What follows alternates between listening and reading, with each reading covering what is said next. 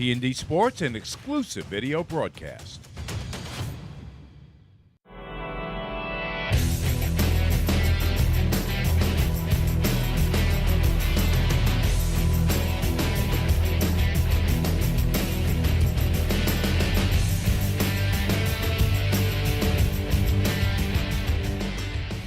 Coming to you live from Long Island, I'm Mike Blue. I'll be your play-by-play guy for the day. It is the National Public Safety Football League matchup between the NY Bravest and the NYCD Boldest. It's going to be a big game here at East Rockaway High School. I'm joined by John Heffernan. John, huge matchup today. Mr. Mike Blewett, ladies and gentlemen, in the house. Folks, we're so happy you could join us on our various platforms today representing the National Public Safety Football League. Two undefeated teams. Corrections coming in at 2-0. FD at 1-0. Last year, it was a close one. We got all sorts of storylines to go through tonight. But, Mike, first of all, how about this gorgeous weather? Beautiful. Rain's cleared out. Sun is shining. So weather not an issue today. Perfect football temperature as well. It's going to be a good one. We got water behind us. We got the wind and the flags flying in front of us. We'll have your rendition of the national anthem coming up in just a few moments. But we wanted to start with our keys to victory. That's presented by VARG Air and Land Asset Development. And, John, we got a few big ones today. Well, for the Fire Department of New York, limit turnovers, play disciplined, and execute the game plan. Limit the mental errors that lead to big plays. Huge part of the game plan for both of these teams, not just the Fire Department of New York. The last time these two teams played last year, a ton of penalties. Maybe not the greatest crew that was out there as well. Little inexperienced. That's different today. Very experienced crew. Not bashing anybody, but it was windy. It was rainy. Whoever has the least amount of turnovers and the least amount of penalties, and then you throw in special teams, will win the game today. No doubt. So keys to victory, obviously, for the FDNY. Couple as well for Corrections Department, NYCD, the Boldest, are going to have to do some of the same things that John was just talking about, but also making sure they punch it in the red zone, one of the keys for them today. Score in the red zone, maintain good field position for the defense, minimize the mental mistakes, talk about the red zone. Go no further than number one, Cameron Palmer. He's Mr. Everything, kind of like a Lamar Jackson type. Getting the ball down the field hasn't been a problem, but yes, punching it through. Points have come at a premium for the 2-0 Boldest, who beat both Dallas and Chicago already this year. So John and I will be with you all night, obviously. We're excited to have you here. You'll see these teams are coming out on the field right now. Bravest coming out on the field right now. So FDNY getting fired up. Obviously, everybody's excited for what we're about to see today. We'll get started in just a few minutes, but FDNY coming out now. Corrections Department going to be right behind them, and it is a home game for the Corrections Department here at East Rockaway High School. Home game for Corrections under their third-year head coach, who is Reggie Rothwell. We'll talk a little bit about him in a minute. Cam Peake, undefeated as a head coach for the Fire Department of New York, at 11-0. He talks about feeling immense pressure to keep this winning streak going. Cam Peake, of course, special ops in Brooklyn. He does a lot of cool undercover things, scuba diving. He's rope rescues, and one of only 4 of those special units. 5, I should say, 1 per borough. And Cam Peake, not only the head coach of this football team, but he provides a very useful service to all the millions in the 5 boroughs of New York. I think that's a real key to those of you out there that may be joining us for the first time. There's a lot of action in the New York area today. We've got an Islanders playoff game. We've got a Knicks playoff game.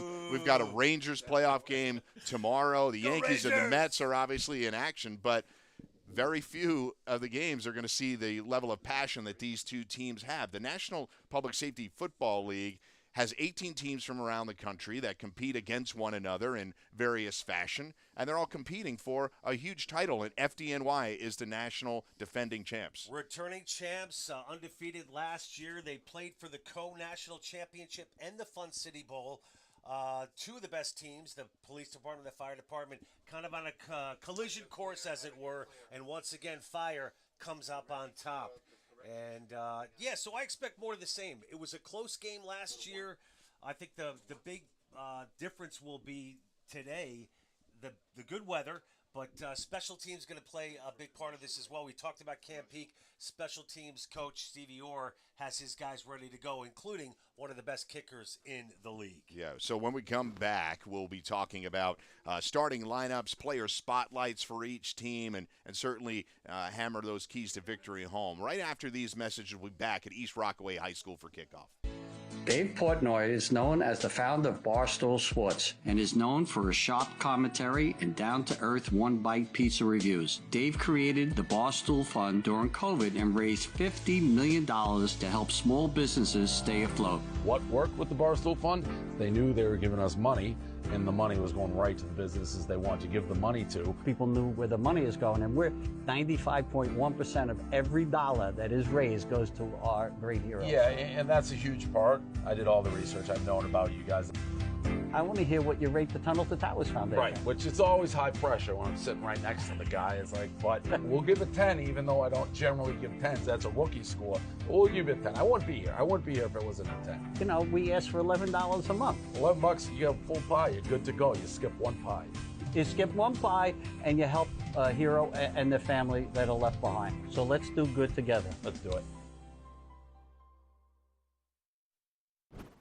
Back at East Rockaway High School, Mike Blute and John Heffernan. We're getting excited to see kickoff here in just a few minutes between FDNY Bravest and the NYCD Boldest. Obviously going to be a big matchup against these two undefeated teams. And you see the player spotlights right here. This is presented by Rigging NYC Contractors. And, John, who are the big player spotlights for the Bravest? Come on, man. The most important position on the field. Let's start with number 12 for the Fire Department of New York, Mr. John Conklin, undefeated as a starter for the Fire Department. The last time Corrections won, back in 2019 against this FD team, guess who the starting quarterback was? That's right. We're going to call it the Corrections Connections today. John Conklin was the starter in the last win as a player for Corrections before coming on over to the Fire Department of New York, and he will be the starter today. Veteran in this NPSFL, obviously, Conklin now playing for the Bravest. But on the defensive side of the ball, another team captain at nose guard. We got Wilson here. Uh-oh, the big boy, number 95, Denzel Wilson. Starting at nose guard today, 6'4", 290 at a ladder 113. Probably one of the strongest guys on the field by far, including both teams, both Corrections and FD. He's a plug in the middle. Watch that matchup between the center for Corrections. It's going to be a battle all day in the trenches, but he is the run stopper for the Fire Department of FD and wreaks havoc. He is a load and hard to handle. Been playing semi-pro football for 9 years. Local guy, obviously, played basketball at Cardozo High School. Not too far from my high school, actually. I'm a local guy as well. St. Francis Prep High School, not too far from where Cardozo is in Queens. So waiting for the Corrections Department to come out. I've got a couple of more minutes left there. So let's cover the Corrections. That's right. Guys. So since we have time, player spotlights on the Corrections side. So the boldest key player here, Wayne Harris at linebacker. Oh, the man with the nose for the football, linebacker Wayne Harris, number 20. He's gets freedom to roam. He's all over the field. Also a local guy, CW Post guy. Certainly one of our defensive players to watch today for the Boldest. Corrections Department officer for 7 years. And Wayne Harris, a big, heavy hitter, a lot of speed, and certainly one of our key players today. Yeah, great speed, athletic ability, according to Coach Rothwell, who is the other player spotlight. Again, this is brought to you by Rigging NYC Contractors, and Reggie Rothwell, now in his third year coaching the Boldest. Is that correct? Third year as the head coach. Former quarterback for Corrections, played 8 years on this team after he hung up the cleats, came back as an assistant, promoted to the head coach. This is his third season. And, nothing but love for Coach Reggie. Does a great job. Yeah, so we're going to head to a break right now before we get to the anthem. Again, thank you to the Rigging NYC Contractors for those great player spotlights. And when we come back, we'll get into the festivities. We'll talk a little bit about the referee crew, perhaps. We'll have the Corrections Department out here, and we're going to have a big collision course here on the field at East Rockaway High School. We'll be back right after this. Nasty. Tom Olkers served others. He was an incredible husband, NYPD officer, and FDNY firefighter. At age 26, Tom worked at Ground Zero in the rescue and recovery efforts following the attacks of 9/11. Throughout his courageous battle against World Trade Center cancer, Tom deeply appreciated the care provided for him and his family, including the FDNY's Family Assistance Unit. One of the TO Foundation's first initiatives is to purchase a family assistance van to help ease the burden for other firefighters and their families when facing an illness. Together, we will honor Tom by helping first responders and their families in their hour of need. Please visit tofamilyfoundation.org today.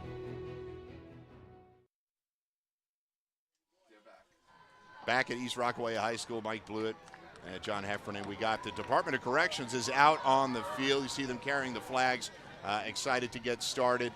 We'll just be kicking off here in a few minutes. So obviously we're kicking off a little later than anticipated. And John, you think there's something at play here? Maybe a little gamesmanship, making FD wait. They've been out there in formation for, I want to say, a good 10 minutes. Stevie Orr, I guarantee, is not going to like it. But already the gamesmanship is beginning. But all kidding aside, expect a very physical game, especially that defensive line for Corrections. They're going to be giving pressure all day long to John Conklin. So one thing I would mention about the setting here, it's absolutely beautiful here, but I have to say, John and I are a little limited only by the glare, where there's an intense sun coming down. The only reason I would bring it up is simply because Department of Corrections looking right into that on their sideline right now. A home game for them, but there's going to be some visibility issues potentially earlier in this game before the sun sets for any of the offenses heading from left to right on your screen. Mike Blewett channeling his Sam Champion meteorologist thing, but a really good point, because we're going to go from daylight to darkness throughout the four quarters of this ball game. And folks, we're going to turn our attention to the 50-yard line. The FDNY ceremonial unit out on the field for our national anthem. That's supposed to be your job. I'm sorry.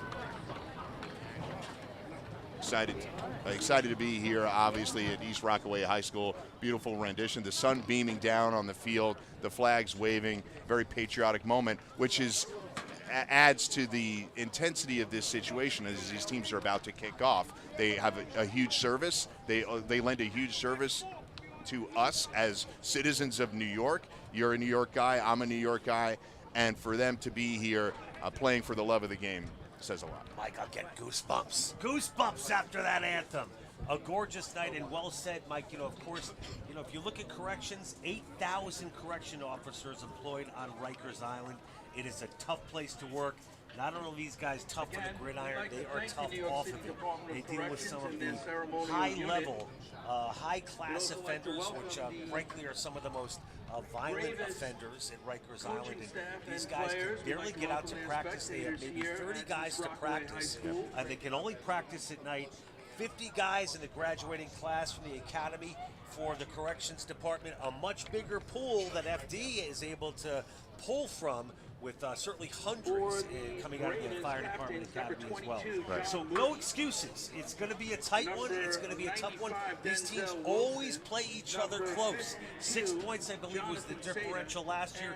It came down to the final, one of the final plays of the game, a pass knocked down in the way back of the end zone. As FD preserved the victory, ran out the clock, and barely squeaked by corrections last year. I expect more of the same now. It is now the captains, by the way, for the coin toss out at the 50-yard line, Mike. Yeah, some of the captains for NYCD Boldest. We got Cam Palmer, the starting quarterback. He's out there, as along with Kazmanat at wide receiver, Stephen Murphy, defensive back, one of the other captains, Wayne Harris, who was one of our player spotlights right at the top of the broadcast. He's the starting linebacker, one of the captains. We also have Kenyatta Gibson, one of the starting offensive linemen out there as well. So that's our captains for corrections. We'll get into the captains in a bit. Denzel Wilson from FD. That's right. Out there. John Moody, another one of the captains. Timmy Dollison. And listen, man, we're ready to go. Right. So we're going to get it going here in just a moment. Coaching matchup, we talked about Cam Peake and Reggie Rothwell, both guys with a lot of experience on the field and on the sidelines. So I'm really curious to see how that starts. We got a little bit of a respite here with the sun going behind the clouds. For those of you watching the broadcast, we still got a lot of sun left, and we will see who's kicking off here in a moment. It will be the Bravest kicking off, and corrections as the home team has elected to receive here, and they will be taking the ball to start, which, speaking of, let's get into some starting lineups right now, since we know that the corrections department is going to be going to offense to start the game. Let's start with Francis Cole in his second year kicking off for the fire department. Clearly, Mike, one of the best kickers in the NPSFL. He kicked 3 field goals in the win last year versus corrections. He's very comfortable from 50 yards and beyond. Yeah, so here we go, getting ready to kick it off. We'll get to the starting lineups in just a moment. As we get started, we do the FDNY Bravest versus the NYCD Boldest. And we have kicked it off. Into the end zone, going to be good for a touchback, so nothing doing there, as Cam Palmer elected to just leave that one behind. He'll stay on the field to get started. Our starting lineups for the NYCD offense. As I mentioned, starting at quarterback, that's Cam Palmer. He's going to be the jack of all trades, the Swiss Army knife, as you said, a little bit of a Lamar Jackson style. We've got running back, starting at running back, Courtney Jones. Well, you have a few guys touching the rock. At wide receiver, Kazmanat, Jamal Uri, Travis Briggins, and Darren Wesley. You see running 4 wide. You'll see a lot of that today. Naran McCormick starting at left tackle, Kenyatta Gibson starting at left guard, Stephon Harrington at center. We'll get to the rest of the starters in a moment as we have Cam Palmer. It lines up in shotgun here, John. And expect a shotgun from both of these teams all game long. We got a bad sack, bad exchange to start off the game, and Palmer just jumps on it, tackled for a loss. I think we got a loss of 2 there to be 2nd and 12, John. Come on, Mike. We can't start the ball game with a fumble. Is that symbolic for things to come? I hope not. But the other thing to look for with Cam Palmer, you know, he's so good on the run, and there's going to be several plays designed just for him. But he's got to catch the ball before he gets the feet moving. But it could have been the center as well. But not a good connection. And not a good never start. even got to Palmer there. He had to jump on it to ensure that the Bravest didn't have a turnover in the first offensive play of the game. And we have a false start. moving backwards to start the game. So a loss of 2 on the first play, and now a false start penalty, and it'll be 2nd and 17 for the Boldest. Now, we talked about keys to victory. We talked about penalties. You know, last week in a very sloppy game, the fire department of New York, too many penalties. Stevie Orr going crazy. Head coach Camp Peak not happy about that either. So call it jitters for corrections. So far, though, FD got to be happy with the jitters that we're seeing from the corrections. Yeah, of course, a couple plays moving it backwards to see if Palmer can actually get the ball in his hands and make something. Another one that rolls back to him. So another bad exchange. He tries to run it. I think he may have picked up a yard on that, but that's 3 plays in a row. He makes it to the sidelines. He's walking pretty gingerly, but he's up and off the sideline. So we're going to have to turn it right over to the offense. We got John Conklin in shotgun right here. It'll be 1st and 10 from the 48, from the CD 48, John. Conklin back to pass down the sidelines. Receiver is out of bounds. Defensive, that's a penalty. We got a late flag here. I actually don't agree with this call. I think the receiver was already out of bounds, but we're looking at a pass interference penalty, I believe. Let's see what he has. Pass was intended for Joe Herman. Big Joe Herman making his comeback this year after a year away, raising his little baby. Good to see the connection of Conklin and Herman back in action. These two go way back. And Joe having an impact here early in the first quarter. Yeah, I think we got a 10-yard penalty there, so an automatic 1st down for FDNY. It'll be 1st and 10 from the CD 38.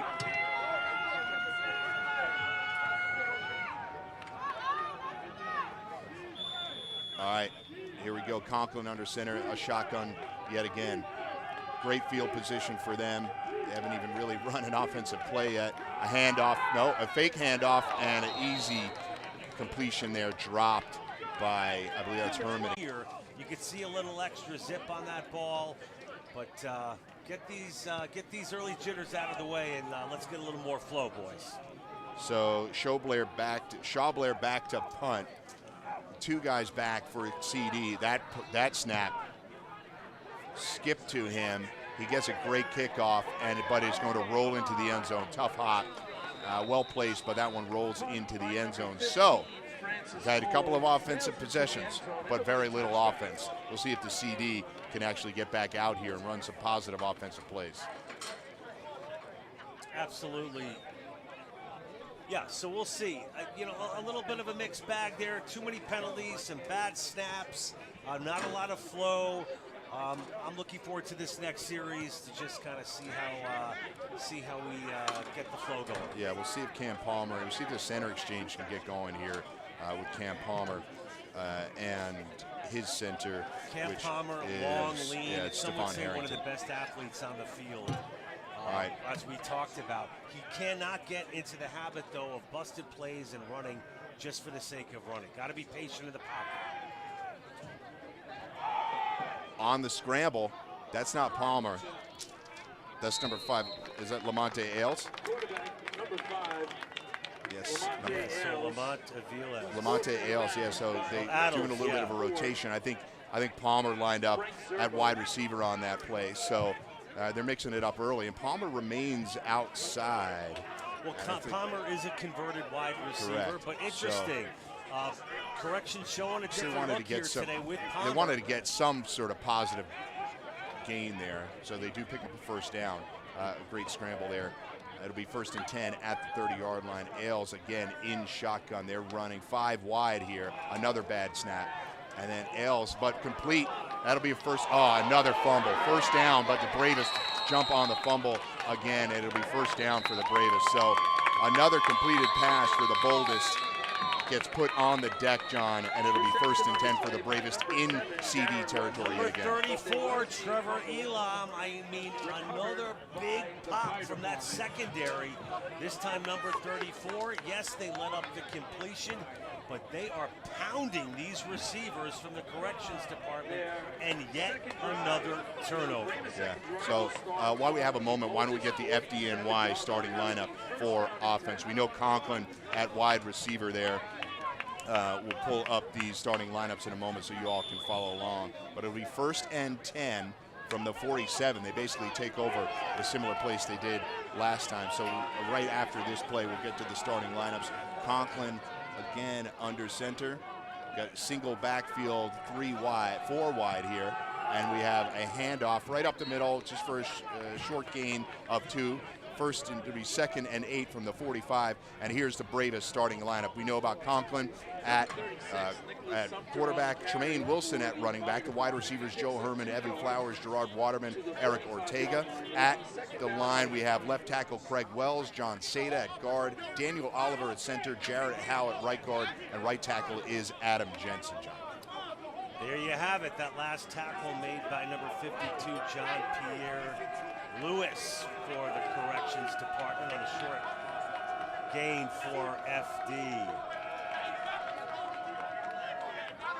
Another handoff right up the middle for a gain of 5, so they are moving the ball down the field. It'll be 3rd and 3 from the 40-yard line. If we can get to the corrections defense, we'll get to the corrections defensive starting lineup right now, so you have a sense of who's trying to stop the Bravest from moving the ball down the field. Across the defensive line, Steve Adams, Alonzo Butler, and Justin Griffin. At linebacker, Wayne Harris, one of the key players on the field, Raymond Gilliard, Timothy Switzer, and Brandon Stroud. And then the defensive backfield is Earl Lucas, Justin Pierre Lewis, Clarence Curley, and Stephen Murphy, another one of the captains for the Boldest. So here we are. They're big 3rd down right here. I think we got more like a 3rd and 4 here after the spot. Conklin under shotgun. We got 4 wide in a single back set. Conklin back to pass and complete for a 1st down and a little bit more inside the 30-yard line down to the 28. Who was that? That was number 4, Eric Ortega. He picks up the 1st down, John. So Eric Ortega again the go-to target for John Conklin, and a nice pass completion and yards after catch. We got a false start here, so a little bit of a blown play there from the start. It'll be so moving backwards. So you get a 1st down inside the 30-yard line, but they'll move it back outside the 30 with a false start penalty already. So a couple, like you said, jitters early. Got some penalties, some turnovers. Not great execution offensively so far, but the Bravest still find themselves 1st and 10 from the 33-yard line. Absolutely. You know, just not to harp on this, but Conklin's first game in almost a year. Last 2 weeks ago against DC, Tommy Heedles came in, did one heck of a job as the QB2. One thing Conklin told me prior to the game today, was not happy with his 2 INTs last season versus corrections. He also had a fumble in that game as well, but it's the Boldest that are turning the ball over here today in the first quarter. So here we go, Conklin, again, 4 wide receiver set, single back set. That's number 14, Adrian Aviles, wide receiver running back, sort of a Swiss Army knife player. He picks up a few, and yet we got another penalty. Brought down by number 20, Wayne Harris. So Aviles went for 3 yards, but they're going to move it all the way back. So they get inside the 30, John, and now they're going to find themselves on the 43-yard line. Still 1st down, but it's going to be 1st and 23 or so. You know, I like the job by the interior linemen for corrections. We mentioned Harrison on that tackle as well. If you key in on some of those matchups in the trenches, it's been a war early despite some of the sloppy play. Harris doing a nice job for corrections on the line. So here we go, Conklin again in shotgun formation, 4 wide, 3 wide receivers to his right with a single back set. He's back to pass, looking at for Ortega. No, he dumps it off again to Aviles. Aviles for a short gain. He's just knocked out of bounds at the 40-yard line. So it'll be 2nd down from the, let's call it the 39. The 1st down marker is down all the way down at the 18-yard line. So we're still looking at about 20 yards or so for a 1st down. One thing to mention, too, is the 2 big backs for the fire department, Trey Wilson and Ricky Dalcortivo, both banged up. Sumter scoring the touchdown 2 weeks ago has been a guy that's been getting more touches in practice, so we'll see how that plays out. Conklin again, 3 wide receivers to his right, single back set, second down and long. He's back to pass, and again dumps it off to Aviles. Aviles breaks free. He gets to the outside and brought down inside the 35-yard line. He'll be spotted at the 33-yard line. So they made up a little bit of ground here, but still third and long here, John. It'll be third and about 15. Earl Lucas in on the tackle for the Boldest, actually a member of the New York City Police Department. And Aviles, man, they've been going to him early and often, Mike. He's just like an evasive. Like you said, he hasn't played a game in a really long time. So I think part of this is just getting him comfortable, getting some completions under his belt, and maybe warming it up to getting the ball downfield. I don't think it's got anything to do with his physical ability right now. I think just mentally get him some reps, get him some easy completions, and try to move the ball down the field into scoring position. Yeah, I'm just impressed by Adrian Aviles, though, the wide receiver out of Engine 42. He actually didn't get taken down in that play. They held him up. Not a big guy, but very slippery. All right, 3 receivers to his left on this one. Conklin under pressure, scrambles, but he dumps it down the sidelines to be short of the first down. That's number 10, Thomas Heedles, on the reception. Nice touch pass there from Conklin.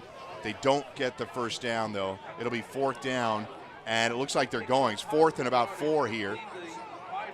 They're getting the kicking team off the field. And now we got a timeout.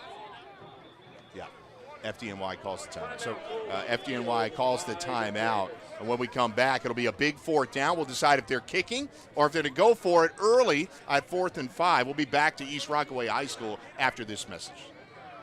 Okay. Frank, how you doing? Andy Pettit is one of America's greatest pitchers that has played for the New York Yankees. He has never forgotten what happened on September 11th. The grief I know that you and your family had to go through, but what you've turned that tragedy into really a triumph. What we do for catastrophically injured service members, Gold Star families, giving them mortgage-free homes. The 100-home village that y'all are going to build down in Tampa, it's just amazing. They go and protect us overseas. They give their lives. We better take care of their families that are left behind. I just kept seeing those commercials over and over, and it gets to you, right? I mean, if you're an American, I really just felt, in my heart, just like, man, this is something I wanted to find out more about and look into, and then, of course, just be involved. The Bible tells us that when we restore... All right, here we are. FDNY lined up for the field goal. Francis Cole lining up. This will be a 40-yard field goal if it's good.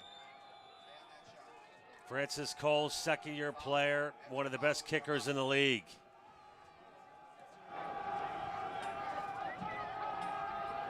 The snap, the kick is up. It's got the distance right down the middle. Great kick by Cole. 3-0 lead for the Bravest. Just under 6 minutes left in the first quarter, and the Bravest take a 3-0 lead over the Boldest. You talked about Francis Cole before the game, and he delivers on his first kick. Would have been good from 50. It's got the distance and then some. Francis Cole doing what he did last year against this team.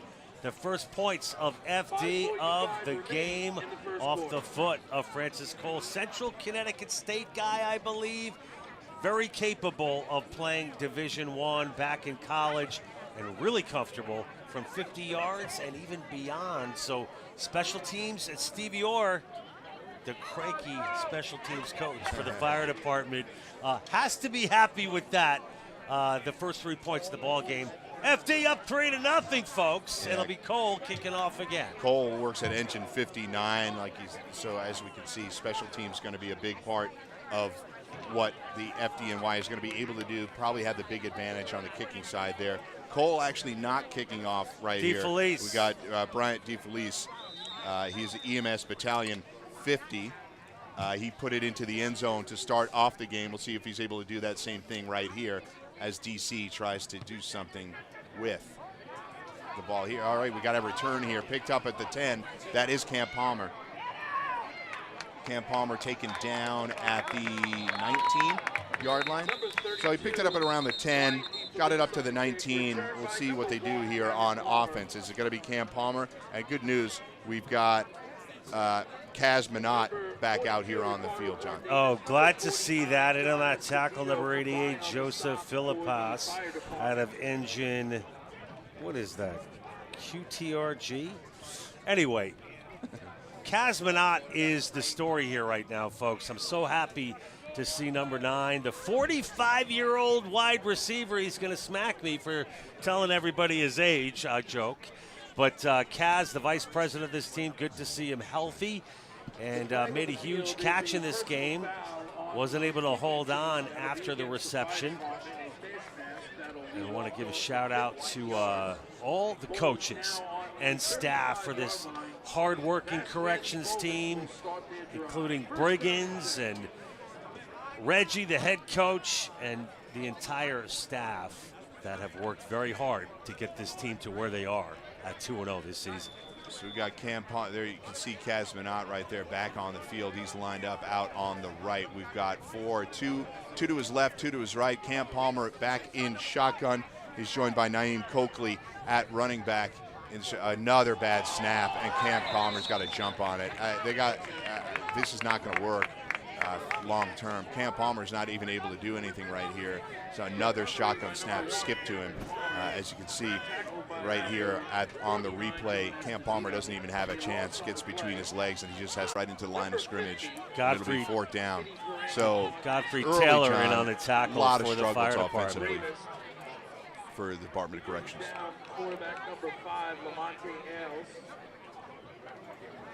So Lamonte Ailes dropped for a loss. It'll be 4th down and 12, and we're punting. So we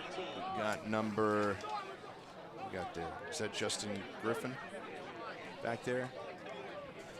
Well, sorry, folks. There's a little bit of glare hurting the broadcast a little bit. I promise we'll stick with you here. Back to receive, it's number 4. That's Eric Ortega. So back to punt. Another tough snap. That's blocked. That's tipped by the Bravest. And they jump on it, and it'll be great field position again. So they got a hand on that punt, John, and the Bravest jump on it at the 38-yard line. It'll be 1st and 10 from the Boldest 38. And we got another player down for the Boldest, but not a whole lot Timothy Schweitzer could do. The punter for the Boldest, he faced immediate pressure.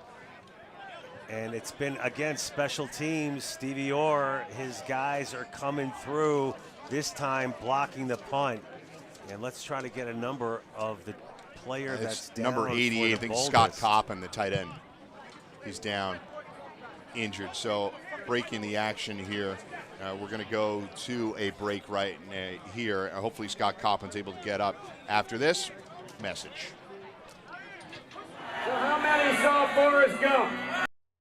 Well, I'm Gary Sinise. I play Lieutenant Dan. Hello, I'm Gary Sinise, and while you may recognize me from movies or television, my life's mission has been to honor and support our nation's veterans, servicemen and women, first responders, our most severely wounded heroes, the families of our fallen, and those suffering from the invisible wounds of war. I appreciate everything that you do for our troops. Thank you for what you do for these veterans. What you do for the soldiers, God bless you. I lost my dad. I know, and we want to show you that we don't forget your dad. It's meaningful. Yeah. Because I didn't expect any of this, I was just happy to be alive. So when everyone showed their love and support, it's overwhelming.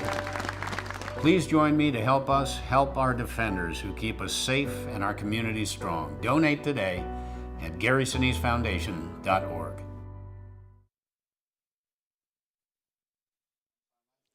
Okay, we got Scott Coppin back on the sidelines. He was able to walk off under his own power, so hopefully he'll get back there in the game when the offense gets back on the field. We got the Bravest again, 1st and 10 from the 38-yard line. And Conklin, again, going to be in shotgun here, John. Conklin, the shotgun, trips to the right. 2:34 left in the first. Or yeah, not trips to the right. That Twins to the right, nearly a lateral. So he went looking for Thomas Heedles on the little bubble screen there was Conklin, but incomplete. It'll remain it'll go 2nd and 10 from the 38-yard line. Well, so let's talk about that Tommy Heedles reception on their last series. It looked like a little touch pass, like almost a jump shot by Conklin. Yes. Heedles making something out of nothing. Just to remind you, it's Heedles that got the W last week, standing in for Conklin, who was unable to play last week due to other commitments. But Tommy Heedles, excellent job last week as the starting He's a QB. Julian Edelman type, right? Can play a little bit of quarterback, a little bit of receiver. Julian Edelman, famously a quarterback at Kent State, and then converted to wide receiver with the Patriots. And here's Conklin back to pass again over the middle. That pass is complete to Ortega again, I believe. Yes, Eric Ortega. So that one is complete. It'll be 3rd down and I believe 9, John. So a big play here for the DC defense. Yeah, and Adrian Aviles was wide open, so John Conklin had a couple of options there, a few different looks. I don't know how many looks he took. It looks like Ortega was the go-to guy from the jump, but Aviles doing a great job of getting open, even though he's been the guy that's had the majority of the intended passes today for the fire department. Yeah, Brandon Stroud lining up, looking to set his sights on John Conklin here. Conklin back to pass. He's looking for a receiver. He's got him. 1st down. Big play there. 15 yards and a 1st down. They get it down to the 21-yard line. It'll be 1st and 10 for the Bravest. And it was Joey Herman with the catch? Yes, I believe so. I believe Joe Herman. Joey Herman on the board, ladies and gentlemen. After 1 year off, Joe Herman with the arrow in the hand, signaling the 1st down. You gotta love it. Conklin keeps it here, and he's going to run for a few yards. He gets it down to where the money is going, and we're 95.1% of every dollar that is raised goes to our great heroes. Yeah, and that's a huge part. I did all the research. I've known about you guys. I want to hear what you rate the Tunnel to Towers Foundation. Right, which is always high pressure when I'm sitting right next to the guy. It's like, but we'll get. All right, we're back at East Rockaway High School. FDNY Bravest against NYCD Boldest. It's 2nd and 8 from the 16-yard line. Conklin back to pass, and that's complete, just short of the 1st down, John. Good pickup there, and credit the takedown of the Boldest number 6, Alonzo Butler, out of the Department of Corrections. What did you think of that? Pass caught by Ortega. He's going to the air once again. It's been a barrage. I don't know how many attempts that Conklin has here in the 1st half, but Eric Ortega really a key player for this FDNY offense. Obviously. Absolutely. I mean, Eric Ortega, Joe Herman, Evan Flowers. To me, we haven't even talked much about Evan, perhaps one of the best players on the field. We've got twins to the right, twins to the left. 3rd down. The handoff is to, who is that, number 30.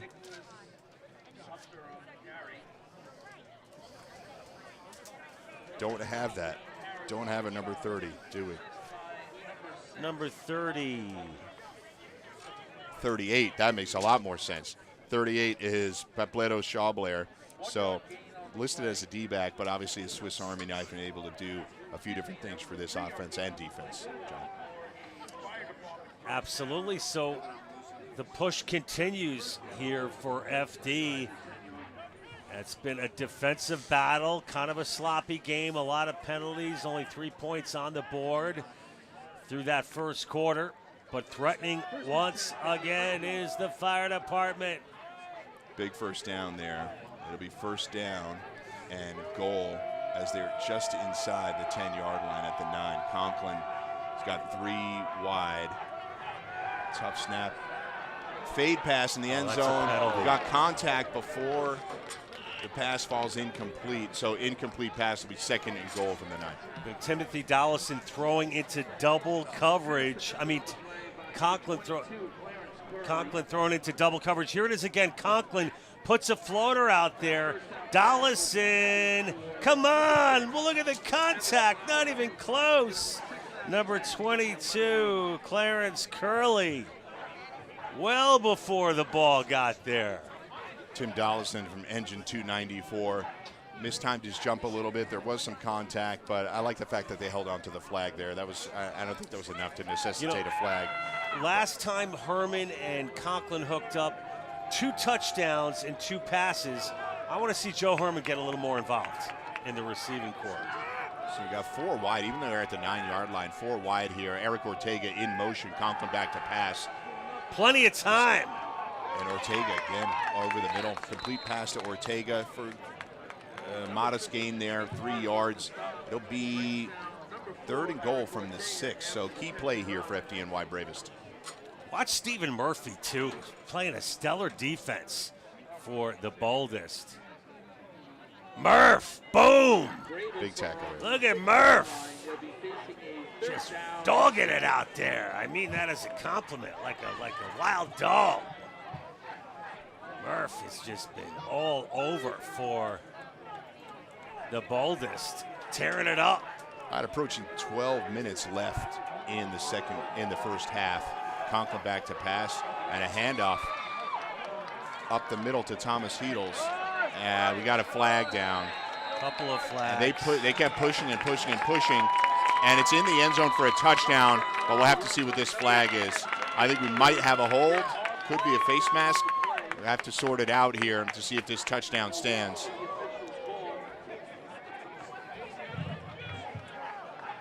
And several of the FD players trying to push the pile.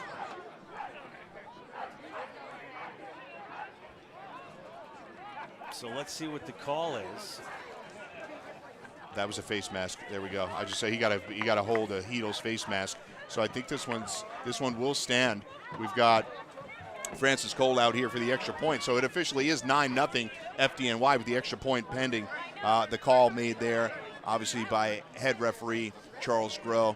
So the face mask on Heedles, we'll see if that will be enforced on the kickoff as Cole tries to make it 10-0 here, John. Just smash mouth football on that touchdown run.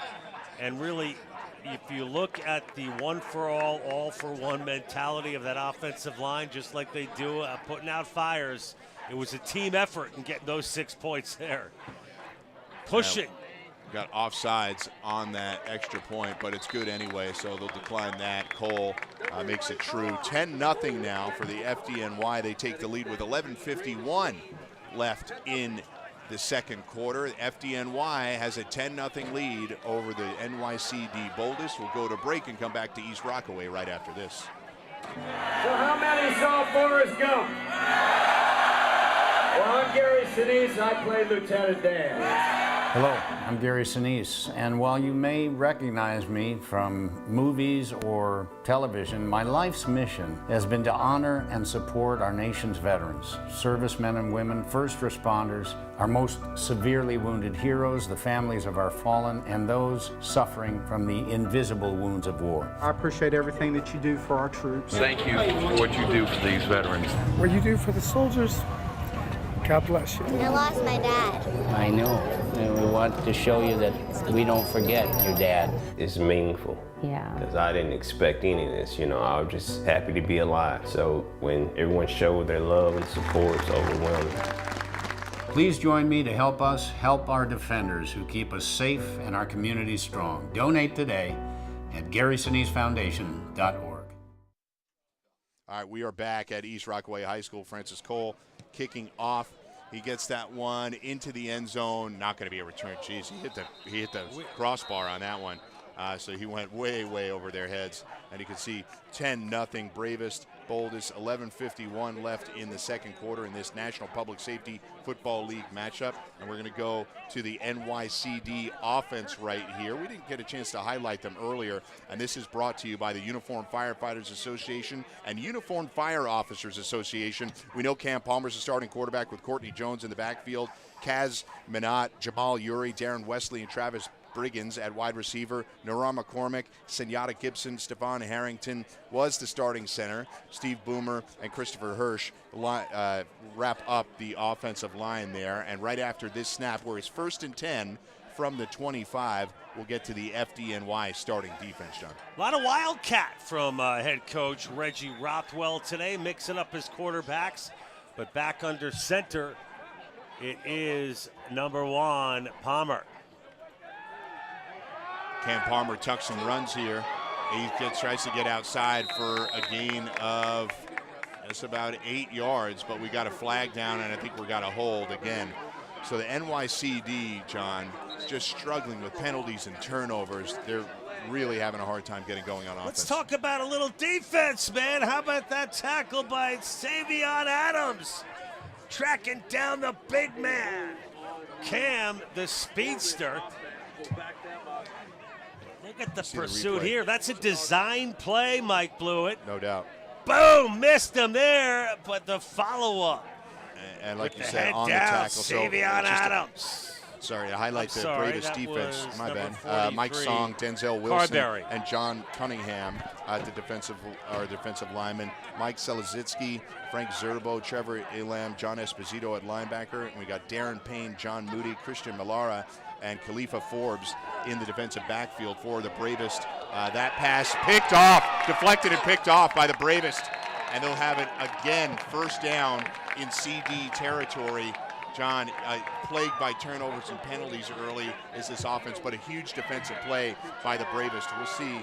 We got a replay right here. Deflected and picked off by number 49. That is...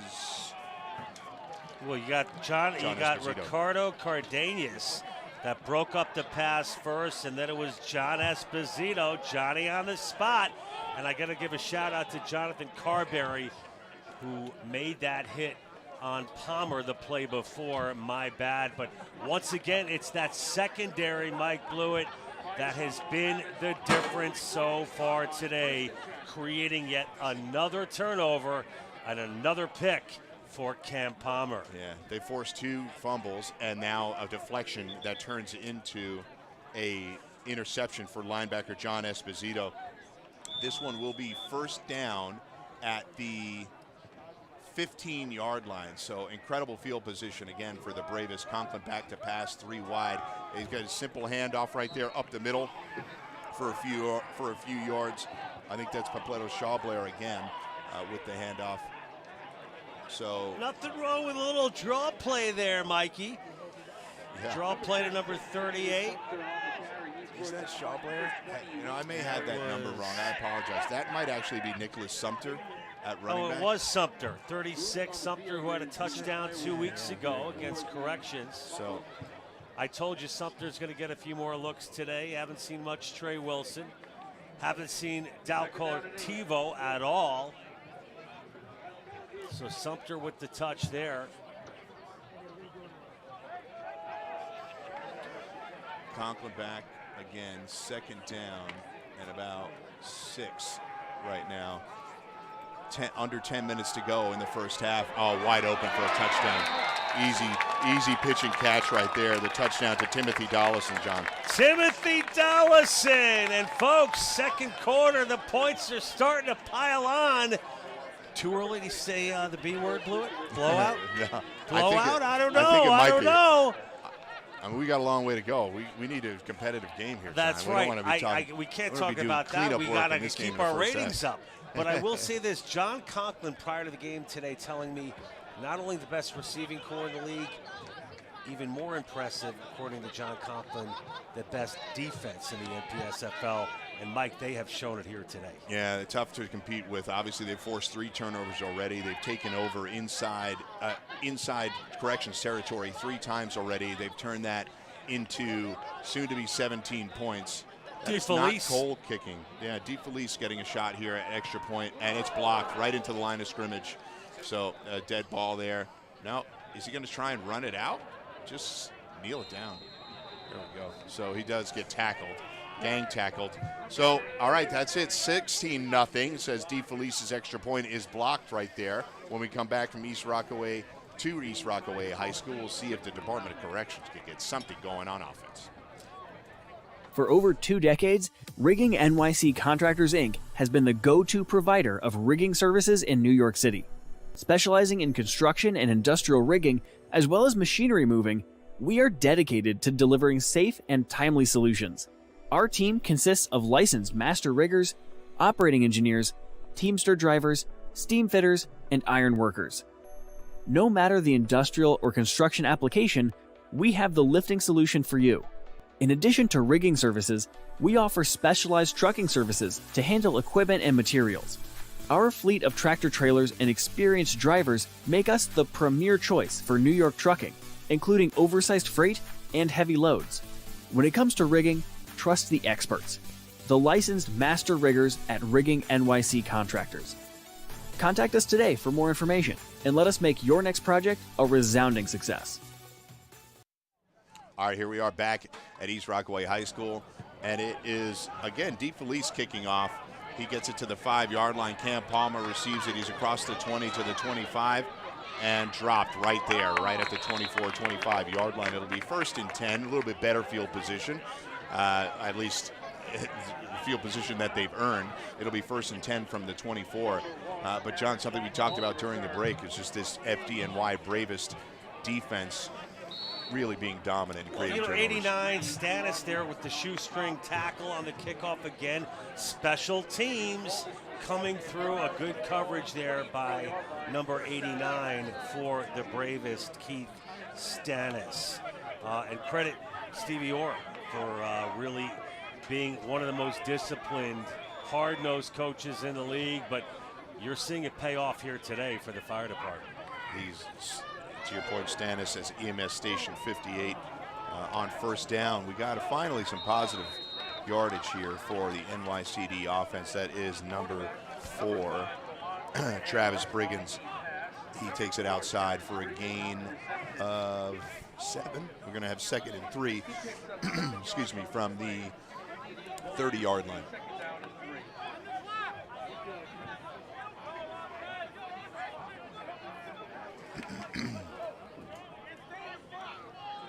It's Kaz Minot in motion.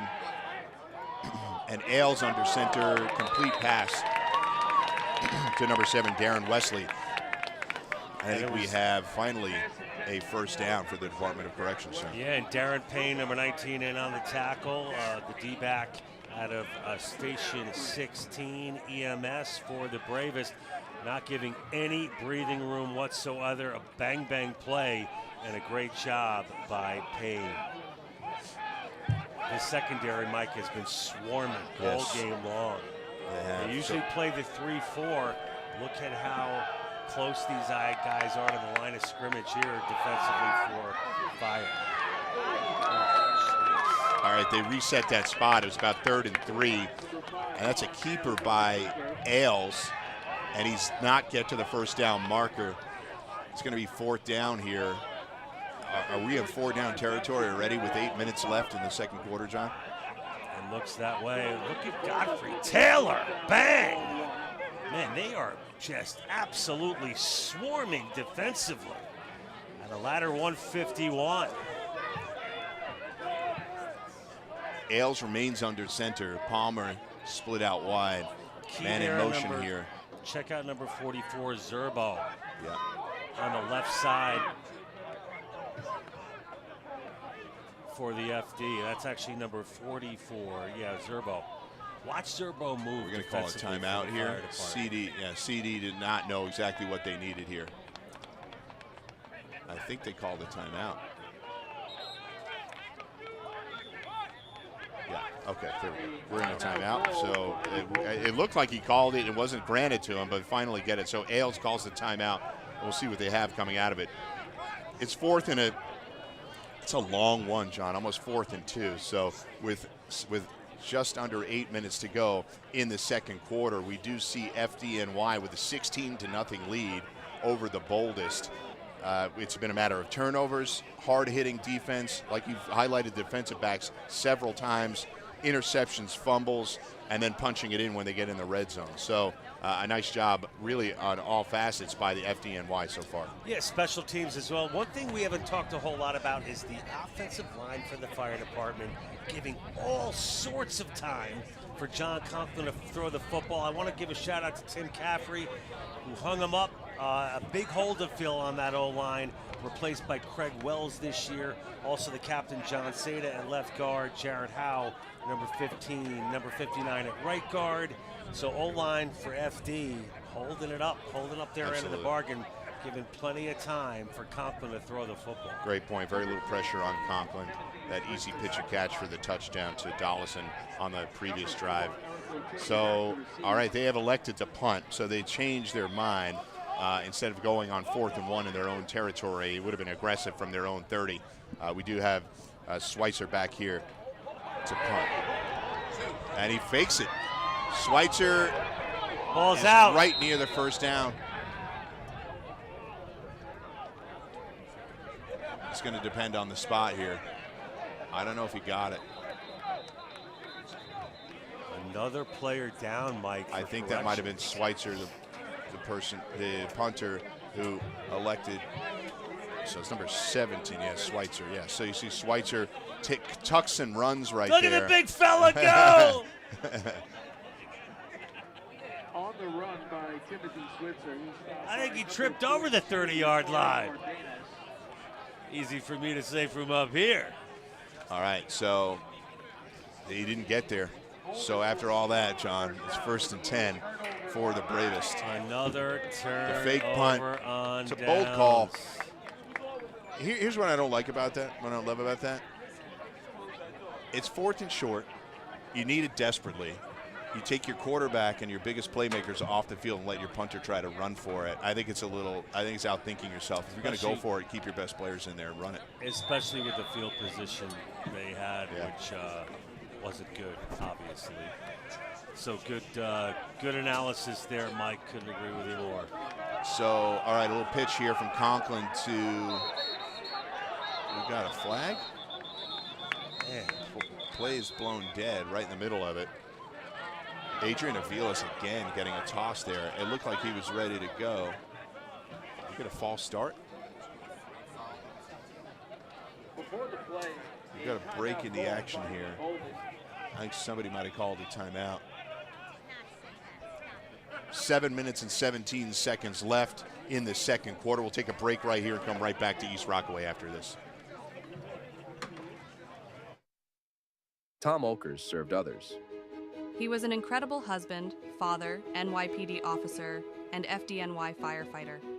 At age 26, Tom worked at Ground Zero in the rescue and recovery efforts following the attacks of 9/11. Throughout his courageous battle against World Trade Center cancer, Tom deeply appreciated the care provided for him and his family, including the FDNY's Family Assistance Unit. One of the TO Foundation's first initiatives is to purchase a family assistance van to help ease the burden for other firefighters and their families when facing an illness. Together, we will honor Tom by helping first responders and their families in their hour of need. Please visit tofamilyfoundation.org today. Back at East Rockaway High School, 1st and 10 from the 33-yard line. Again, FDNY Bravest with a 16-0 lead over the NYCD Boldest, John. We went to a timeout there, and we're going to have Conklin back on the field with 4 guys wide to see if they can extend the lead from 16-0. Trips to the left. Watch out. Conklin, who's been working out of the shotgun all game long. Keep an eye, focus on these 3 receivers set to the left here, Mike. Conklin back to pass, and that is picked off. Big play there by the CD. Number 6, is that Alonzo Butler, I believe, on the pick? Yes, it is. Alonzo Butler. So we finally got a big defensive play for the Department of Corrections. So perhaps Johnny C getting a little comfortable back there. Oh, but a gorgeous job. Raymond Gilliard. And Gilliard really just telegraphed that beautifully, Mike, and stepped right in front. Really had to lay all the way out there to pick it up. Great athletic play by number 8 for the Boldest. Another massive play by defensive back in this ball game. So Gilliard adding to the plays that the FDNY Bravest team has made. Now the Department of Corrections finally has a huge play, and they basically take over where they left the ball, as it would be 1st and 10 from the 31-yard line. So Gilliard 7 minutes to go. With the New York State courts. Hats off to him. And a little life. Big play there by the defensive line of FDNY. He got a handoff to number 24, Naeem Coakley, and he goes nowhere and dropped for a loss. That'll be 2nd and 12, I believe, from the 20. Watch this second again, and 13 Mike. from the 28. Boom! Boom! Gang 3, tackle. 4 guys. You talk about gang tackling. Denzel Wilson, Johnny Cunningham, 6'2", 260, at a ladder 135. Mike Song, Frank Zerbo. These guys are getting it done. Oh, another one. That back to pass, a pass complete to number 7, Darren Wesley. Will be 3rd down and long. We'll see what Watch the yardage Malera is. here, Mike. Yeah. Malera cheats up. Boom! Big play there by Malera. Able to So hold it'll be on. 4th down and Darren 13 Wesley. from the 28-yard line. Now, that's not right down. It's a 3rd down play. So, sorry, our scoreboard's a bit off. So it'll be 3rd and 13 from the 28-yard line. Under 6 minutes to go. Big play here, John, to see if the Department of Corrections can at least stem the tide of the Bravest pitching a shutout right now. New quarterback. Ailes is back to pass on that. Unfortunately, overthrow to, he was looking for, intended for Kaz Minot on the play. Incomplete, and it'll be 4th and 13 from the 28-yard line, John, with just under 5.5 minutes to go. And it's Lamont Adles, not your fault, Mike. A lot of different roster combinations we've been getting, but he's at a Starrett City Public Safety. The QB2, as it were, for the Boldest. Adles. I would never correct my partner on the air, but it's a team effort up here, guys. We're struggling with all sorts of challenges up in the booth. Hey, what's that American flag doing on the ground? Speaking of problems.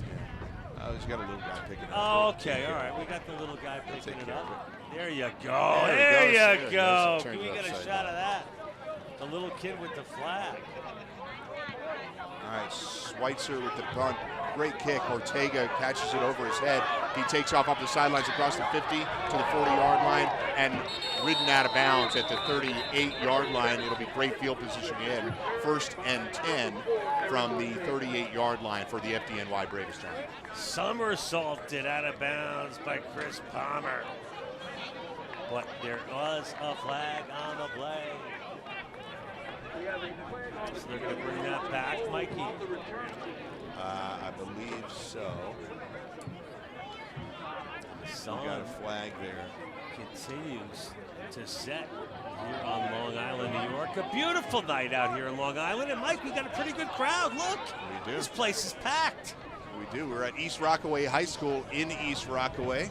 Home game for your play-by-play commentator as well. I live just about 10-15 minutes away from here, Yeah, so a great setting. We got the water right behind us. We got the sun setting right in front of us, and we got FDNY and NYCD Bravest versus Boldest going at it here. And the Bravest will have the ball 1st and 10 from the 49-yard line. I get the text from Mike. Yeah, 10 minutes away. I live in the city. I'm an hour away, but we got here, and it's been a good one.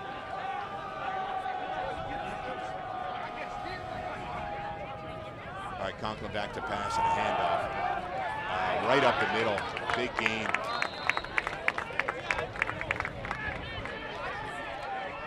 Mikey, gain. look at the hole here on the draw play.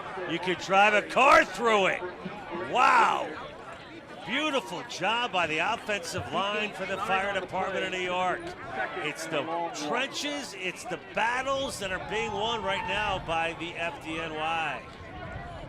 Another screen pass there to Ortega. So that was Shawblair on the previous carry, and then Ortega there for a quick pass just outside. We're getting under 4.5 minutes now.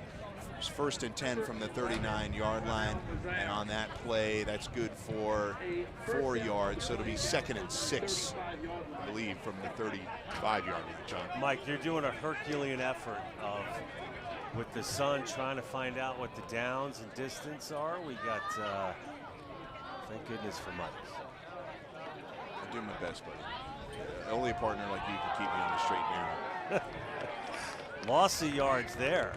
Yeah. Drop for a loss. They try to use, they've been using Aviles a lot out of the backfield. He's listed as a wide receiver, but as you've seen early on in this game, they have him coming out of the backfield a lot. They just want to get the ball in his hands. Very quick and shifty player. He and Ortega, very similar type players. So he's dropped for a loss there. So it'll be 2nd and 16 from the 41. Big John Pierre Lewis, number 52, with the takedown for the Boldest. All right, we're under 3.5 minutes to go. 2nd and 16 from the 41. Conklin 4 wide. We got a false start there. Did they call it? They did. So this one will come back. It's good for about 15 yards, but this one's going to come back on a false start. Oh, I think we got an injury here. I think we got a bad one here, unfortunately. Just over 3 minutes to go. The receiver, you're going to have to see who that was. Get a replay on that, guys. See who the receiver is that's down. That's Tommy Joe Herman, I believe. It is Joey Here Herman. it is. You see Conklin across the field. Here comes Herman. Protect that football, young man. Ooh, it might have been the knee. It is the left knee. Knee hits the turf You really could see hard. You could see it kind of buckle, and I'm So not we'll in the see business where of he's speculating. So we'll see. Hopefully Joe Herman can get up here in the next minute, and with just exactly at 3 minutes to go, we'll take a break and come back to close out the first half. New York Firefighters Heart and Lung Institute is a medical center for firefighters designed. As a leading provider of advanced medical screenings, we take pride in offering the best healthcare experience for firefighters and first responders. Since 2002, the New York Firefighters Heart and Lung Institute has been dedicated to screening, diagnosing, and treating first responders and their families each and every day. We provide a broad range of testing and medical care, including cardiac and pulmonary testing, as well as educational seminars focused on firefighter safety throughout the USA and Canada. We are proud to have recently entered into a partnership with the Uniformed Firefighters Association to encourage all firefighters to come in and get tested. New York State awarded a grant to the UFA for testing and cancer screening, and they have partnered with the New York Firefighters Heart and Lung Institute to provide certain services at no cost to the individual. Check out fdnyheart.com or call 516-441-7614 to schedule an individual or group firehouse visit today. So how many saw Forrest Gump? Well, I'm Gary Sinise, and I play Lieutenant Dan. Hello, I'm Gary Sinise, and while you may recognize me from movies or television, my life's mission has been to honor and support our nation's veterans, servicemen and women, first responders, our most severely wounded heroes, the families of our fallen, and those suffering from the invisible wounds of war. I appreciate everything that you do for our troops. Thank you for what you do for these veterans. What you do for the soldiers, God bless you. I lost my dad. I know. And we want to show you that we don't forget your dad. It's meaningful. Yeah. Because I didn't expect any of this, I was just happy to be alive. So when everyone showed their love and support, it's overwhelming. Please join me to help us help our defenders who keep us safe and our communities strong. Donate today at GarySiniseFoundation.org. And we're back here live at East Rockaway High School, and it's good to see Joe Herman alert. But folks, I don't have a good feeling about this. He is banged up, and that left knee is not looking good for Joe Herman. Of course, sat out last year to raise his new baby, along with his lovely bride as well. And I just hate to see it. Joe Herman, so immensely popular, Mike.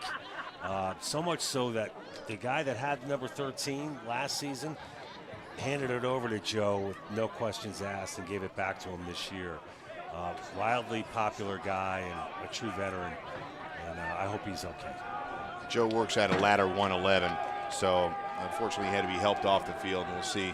Hopefully it's not as bad as it looks, but we're back to action here. 2nd and 11, and Conklin tucks and runs. He's right up to the first down marker at the 25-yard line.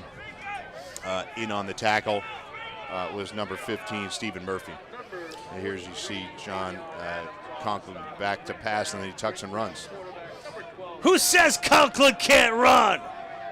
And look at that gorgeous pursuit on the tackle.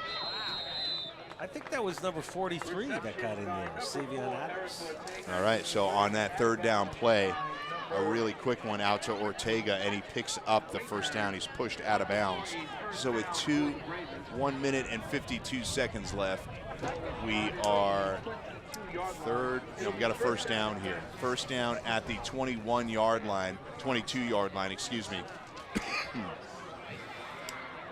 And FDNY is going to try and punch this one in to extend their lead. Currently 16-0 with 1 minute 52 seconds left in the second quarter. DC has to come over the big spot. CD has to come over the big stop here. Ball pitched outside to Adrian Aviles. Aviles gets up the seam, picks up a few. Good for 4. 2nd and 6 it'll be, John. So let's take a look at Aviles. When I talk about this kid being slippery, 1 guy misses, 2, and a big hit at the end there by the Boldest number 8, Cosmal Manat. Oh, that's Kaz. No, I'm sorry, that was Ray Gilliard. What am I talking about? Kaz is a receiver. Gilliard had great job in the earlier, pursuit. and then a big tackle here. But Avila so far, one of the standouts for fire department in this first half. Another handoff here. I think they may have the first down. That one gets down to the 15-yard line. And we have a break in the action, a timeout for the Bravest with 49 seconds left. Well, the clock continues to run, so I think we've got 50 seconds left in the first half. It'll be 1st and 10 from the 10-yard line. So not quite 1st and goal, but obviously in great position with a timeout left. Absolutely. Once again, putting the pressure on FDNY. 16, throwing the shutout, 16-0. So I think a little bit of coming back down to earth for Corrections after opening up this season 2-0. A very deep fire department of New York team. As the kids get ready for their halftime battle, we got a little Pop Warner scrimmage. Look at it! Look at the flag with the youngsters. We'll have the little Pop Warner mini game at halftime. We'll tell you more about that at that time.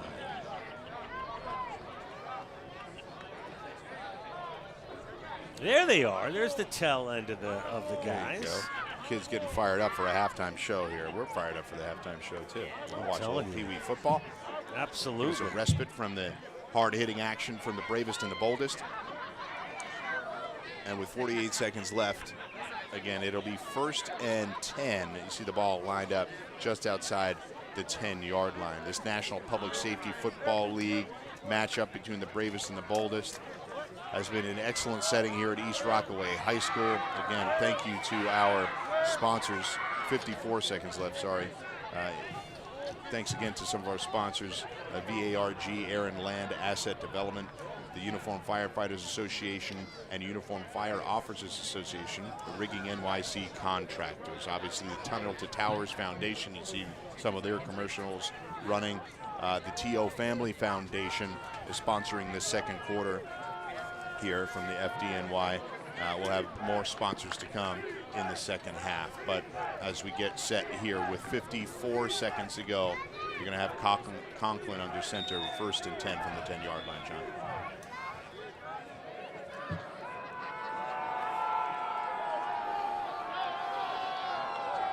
If there was ever a time a stop was needed by Corrections, it's now. Big stop there. Conklin throws it away, running to his right. So nice job by the secondary for the Corrections Department. First time in a while we've seen anybody get pressure on Conklin. They force him out of the pocket, and he has to throw the ball away. Absolutely. So if you're looking at any bright spots for Corrections in the first half, Mike, any other than that blocked I mean, Gilliard, extra Raymond point, there's not been a whole lot for You're right. The Boldest fans to cheer about here today. You're right. Raymond Gilliard's had a really nice game. He had the interception. He's made a couple of big tackles, but they just really need to get a stop here, keep him out of the end zone. If nothing else, they just force a field goal here. You see Conklin back to pass. He's going to tuck. He's still looking downfield, and a big play there. On the tackle, that is number 6, Alonzo Butler. So Alonzo Butler with the tackle done, and that's what they needed. Just under 30 seconds to go. That guy looked like a lineman or what? Look at Alonzo go. Boom, going for the strip tackle. Ball stays put, but Alonzo stayed with Comp to bring him down. All right, clock is running here. We've got just under 10 seconds to go. Conklin rolling out, looking for somebody, incomplete. And good pressure applied by Corrections. Number I think 24. we got 3 seconds left here in the half. Niam So Coakley. I think they're going to bring out the kicking unit to try and put some points on the board. We'll see who the kicker is. You know, I'm worried, John, that something's up with Francis Cole. We haven't seen him since the first quarter. We've had the other kicker, Bryant DeFelice, who had that extra point blocked, and he's attempted every kick since. It's a great point. We'll try to get more information about Cole at the half. But DeFelice, we talked about it though pregame, Mike, both of these guys equally as effective. So perhaps just a matter of DeFelice looking better in practice this week. You never know. But it was Cole with that first field goal. Timeout for the Corrections. With 3 seconds left on A. All right, we're going to go to a break and come back for that field goal attempt right after this. Tom Olkers served others. He was an incredible husband, father, NYPD officer, and FDNY firefighter. At age 26, Tom worked at Ground Zero in the rescue and recovery efforts following the attacks of 9/11. Throughout his courageous battle against World Trade Center cancer, Tom deeply appreciated the care provided for him and his family, including the FDNY's Family Assistance Unit. One of the TO Foundation's first initiatives is to purchase a family assistance van to help ease the burden for other firefighters and their families when facing an illness. Together, we will honor Tom by helping first responders and their families in their hour of need. Please visit tofamilyfoundation.org today. You go to the tofamilyfoundation.org to find out more about Tommy Elkers and his journey, a fallen firefighter, and they are here sponsoring our scoreboard in the second quarter, the TO Family Foundation. So here it is. DeFelice lines up for the kick. 5.6 seconds left. It's likely to be the last play of the half, John. Well, DeFelice trying to get aboard the field goal party. It's a high snap. And it's good. That's good.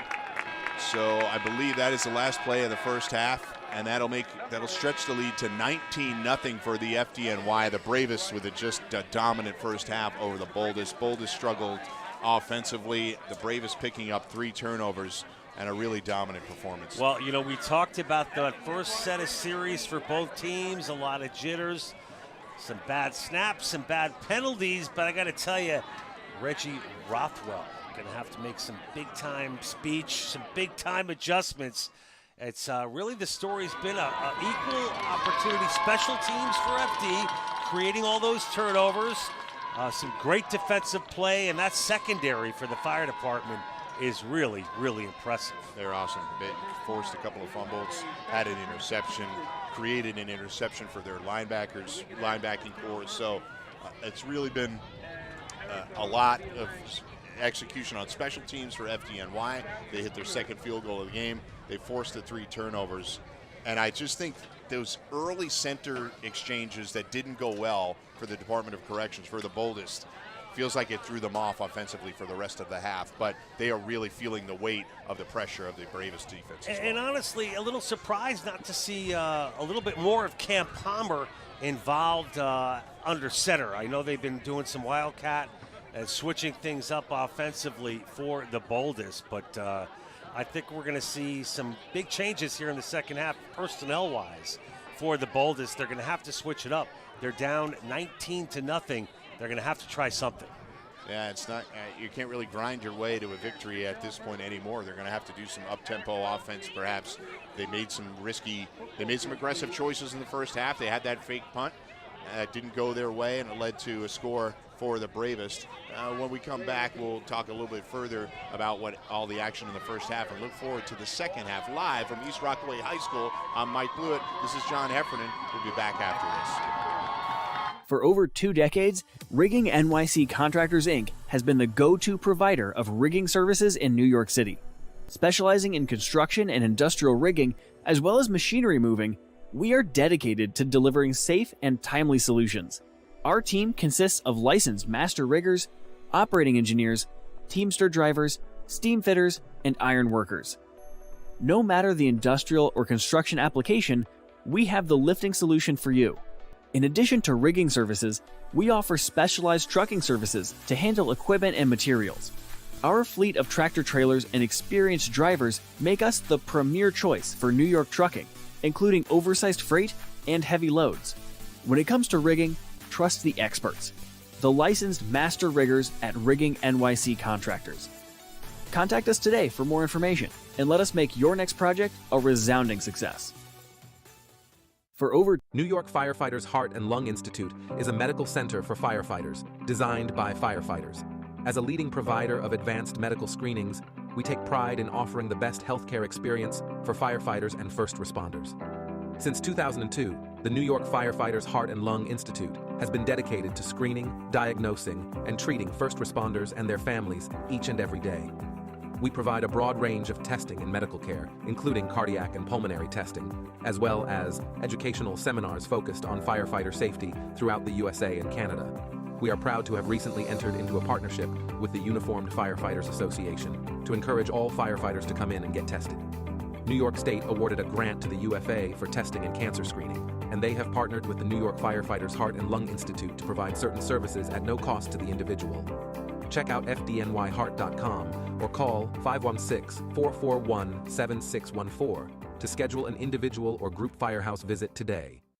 We're here today right outside Colorado Springs to welcome home DT and his family here in the beautiful smart home that the Tunnel to Towers Foundation has just completed.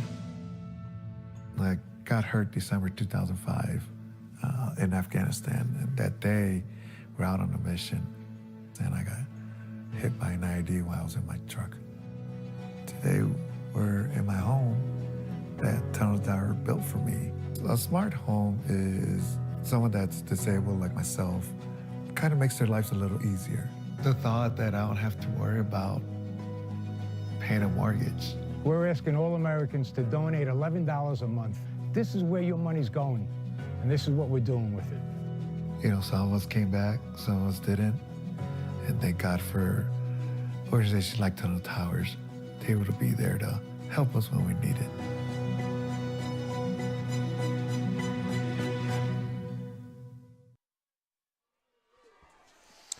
Okay, we're back at East Rockaway High School. A little bit of halftime entertainment.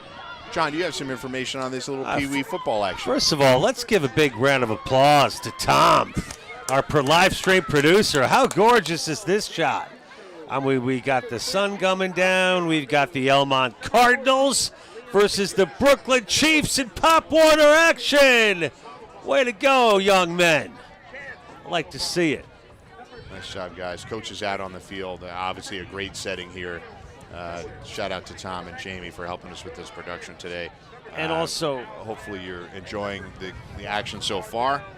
Enjoying the dulcet tones of my partner, John Heffernan. That's right. I don't know, maybe more like shrill, nails on a chalkboard tones.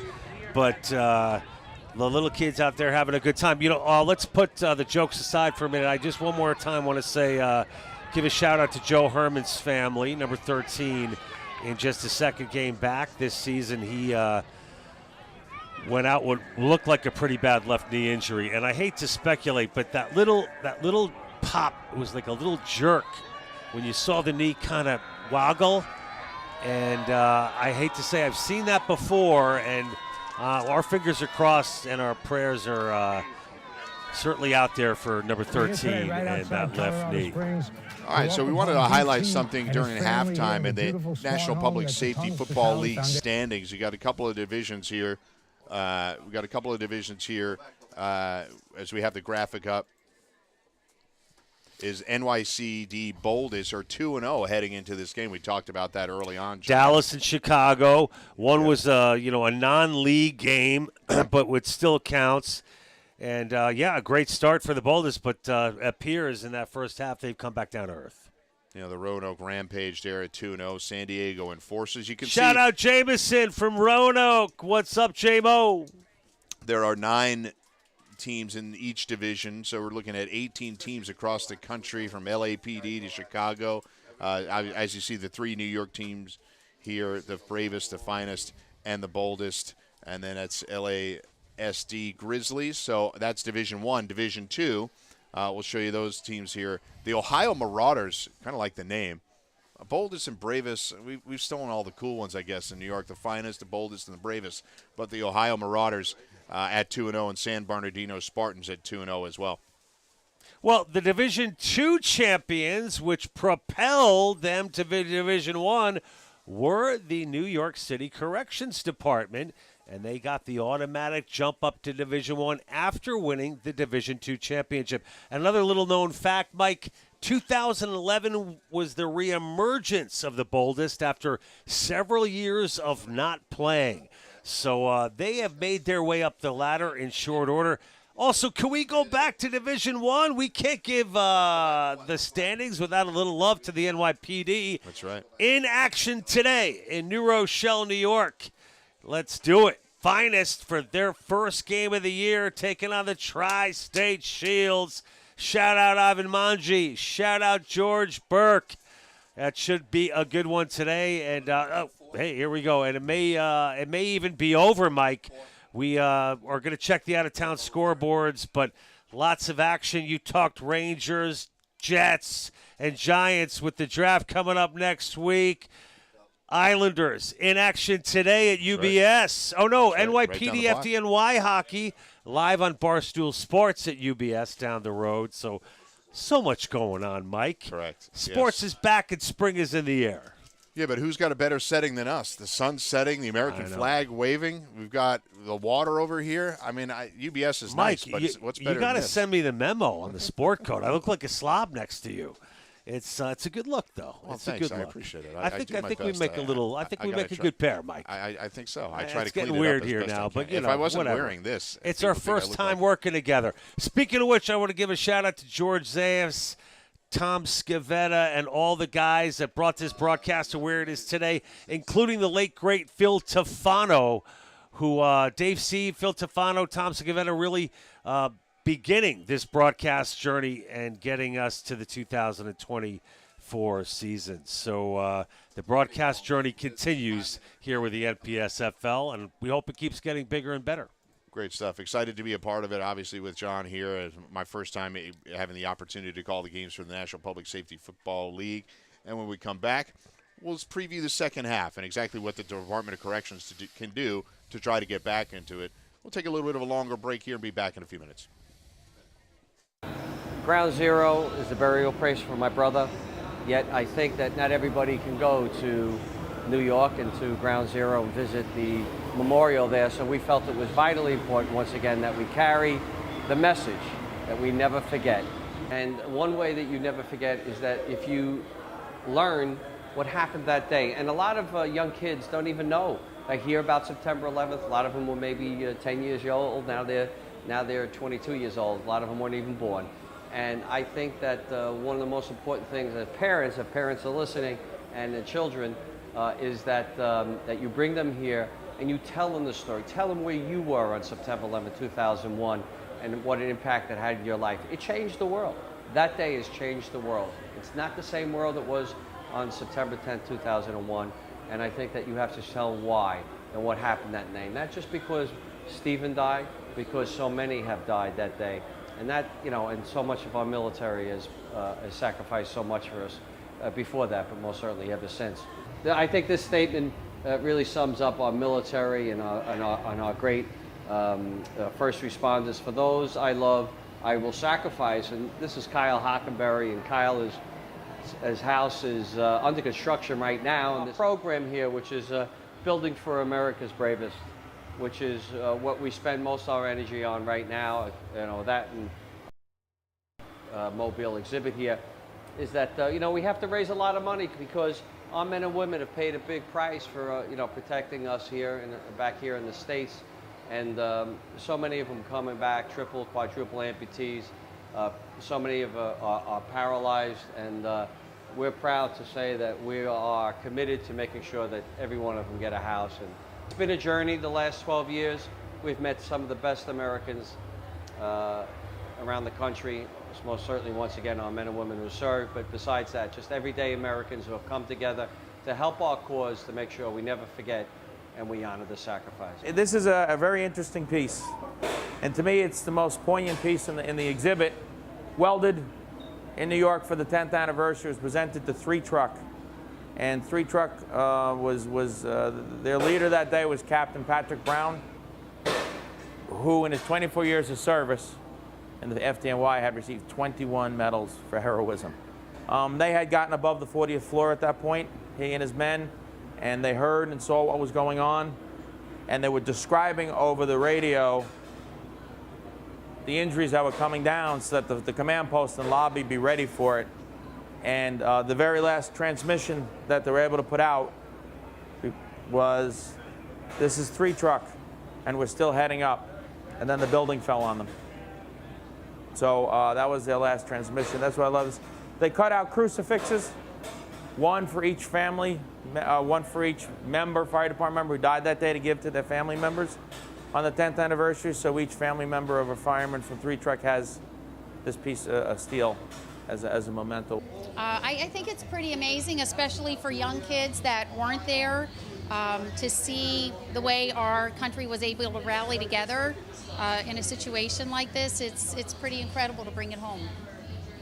It puts shivers up my back, and it's a great remembrance of what we should never let happen again to our great country.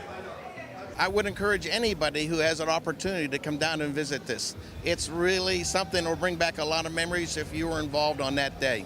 And it's good for Americans to see all the things that we've gone through, and we're still here today. Oh, I think I would encourage people to, tour the museum. It's not a long walk through, but it brings back the memories, and it makes you feel like you're an American. And I think people should just go to reflect, and again, how lucky we are to live in this country. Well, I think just taking 15, 20 minutes before the start of the game right here, where you got 70, 80,000 fans, means a lot. I think it puts the whole day in a proper perspective by kind of going through this first and understanding that the freedoms we have to watch football games are largely built on the shoulders of the gentlemen and soldiers that have paid the sacrifice in combat and in New York City. At the time, he was only 2 when it happened, so he has no idea about what has happened. And it just brings a lot of memories back. That day is where you were at when it happened. This is a good thing. I'm glad to see this exhibit. There can't be enough of this. We need to see more of it and remind people what happened and why we are a nation of free people. Hey Frank, how you doing? Andy Pettitte is one of America's greatest pitchers that has played for the New York Yankees. He has never forgotten what happened on September 11th. The grief I know that you and your family had to go through, but what you've turned that tragedy into really a triumph. What we do for catastrophically injured service members, Gold Star families, giving them mortgage-free homes. The 100-home village that y'all are going to build down in Tampa, it's just amazing. They go and protect us overseas. They give their lives. We better take care of their families that are left behind. I just kept seeing those commercials over and over, and it gets to you, right? I mean, if you're an American, I really just felt, in my heart, just like, man, this is something I wanted to find out more about and look into, and then, of course, just be involved. The Bible tells us that when we restore others, that ourselves will be restored. Join me in supporting our nation's heroes and their families. It only takes $11 a month. Go to T2T.org. 2 decades, Rigging NYC Contractors, Inc. has been the go-to provider of rigging services in New York City. Specializing in construction and industrial rigging, as well as machinery moving, we are dedicated to delivering safe and timely solutions. Our team consists of licensed master riggers, operating engineers, teamster drivers, steam fitters, and iron workers. No matter the industrial or construction application, we have the lifting solution for you. In addition to rigging services, we offer specialized trucking services to handle equipment and materials. Our fleet of tractor trailers and experienced drivers make us the premier choice for New York trucking, including oversized freight and heavy loads. When it comes to rigging, trust the experts, the licensed master riggers at Rigging NYC Contractors. Contact us today for more information and let us make your next project a resounding success. For over... So how many saw Forrest Gump? Well, I'm Gary Sinise. I play Lieutenant Dan.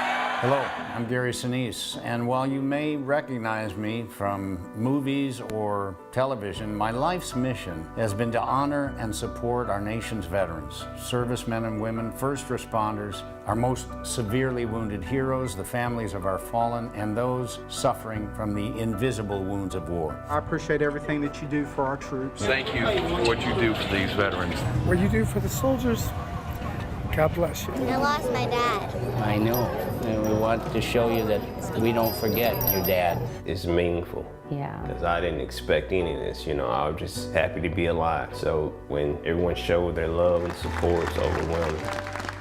Please join me to help us help our defenders who keep us safe and our communities strong. Donate today at GarySiniseFoundation.org. Hey Frank, how you doing?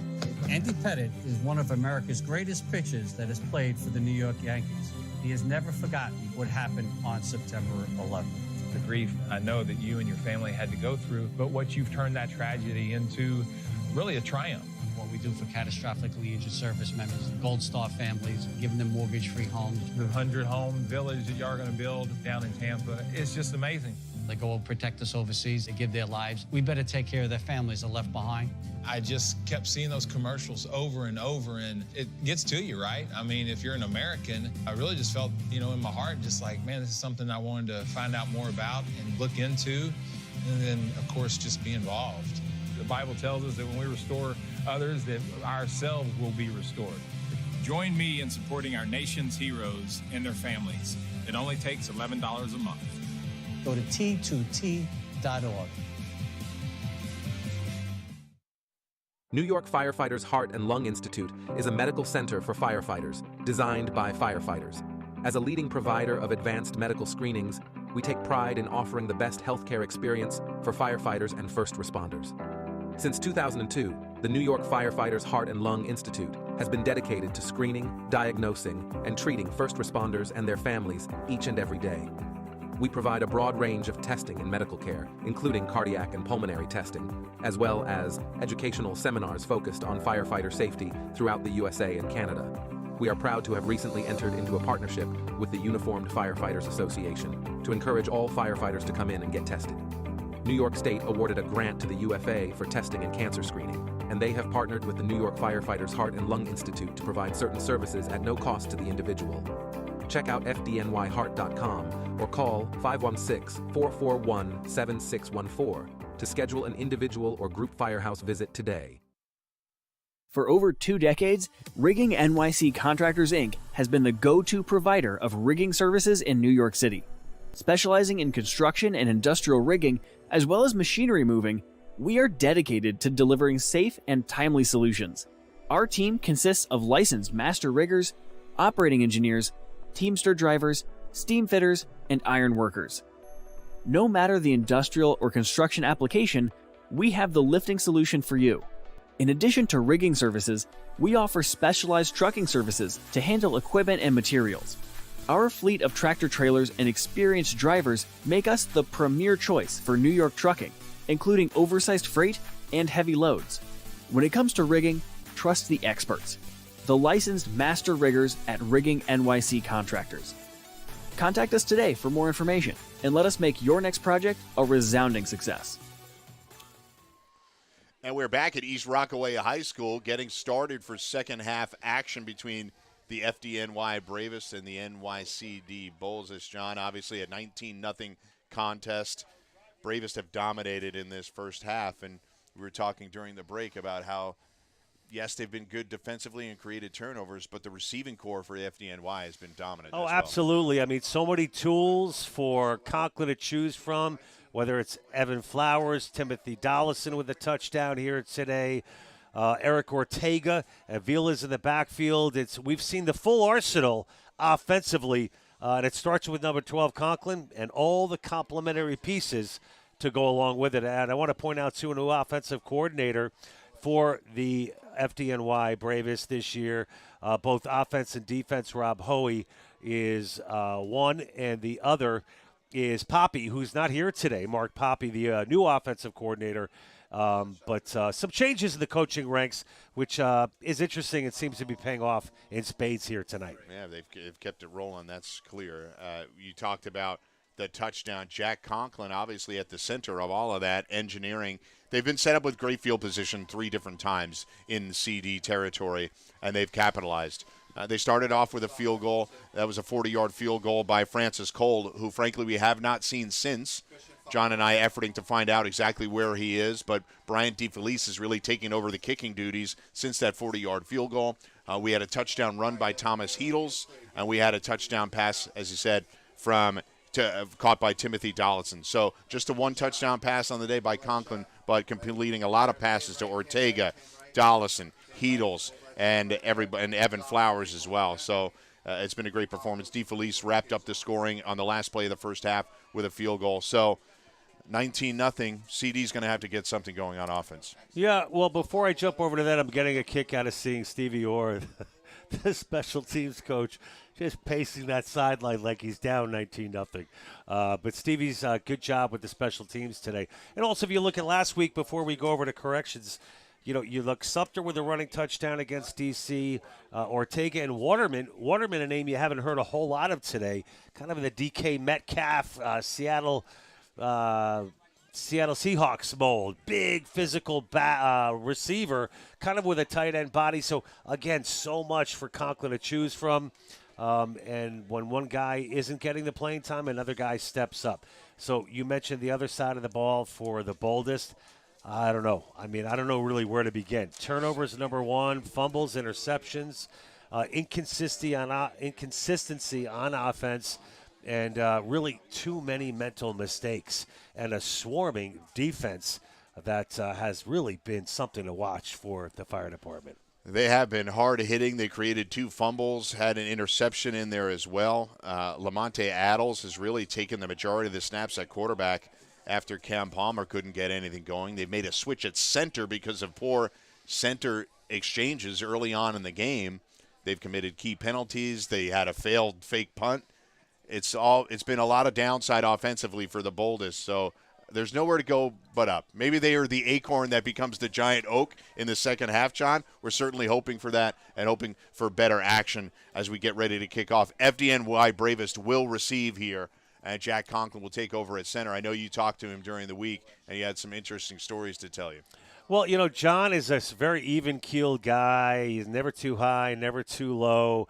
Not a man of many words. And a little fun fact about Johnny, never played a down of college football. Played a lot of club football back in the day in Brooklyn, and is very good friends with John Cunningham, another guy on the defensive line that is a player to watch for FD here in the second half. All right, we've kicked off here in the second half.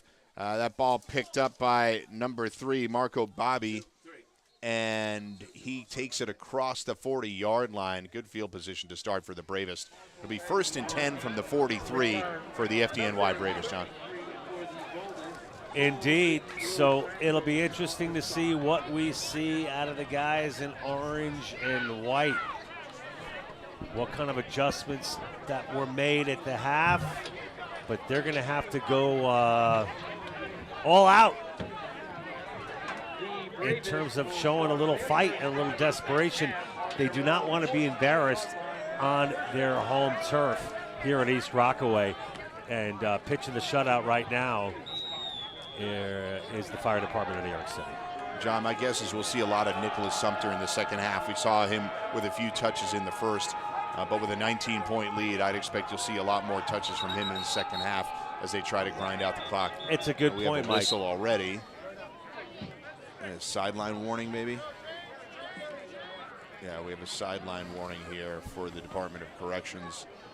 They need somebody to mind the sticks. Somebody get down there. Get one of those peewee guys to mind the sticks. So we have a down marker that needs to be held by someone here. And we got a referee's timeout. That's where we're at. East Rockaway High School, the sun has set. The lights are on, so we've transitioned over into a night game.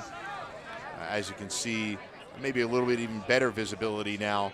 Great job by the production team here. Great shots here by T&D Sports.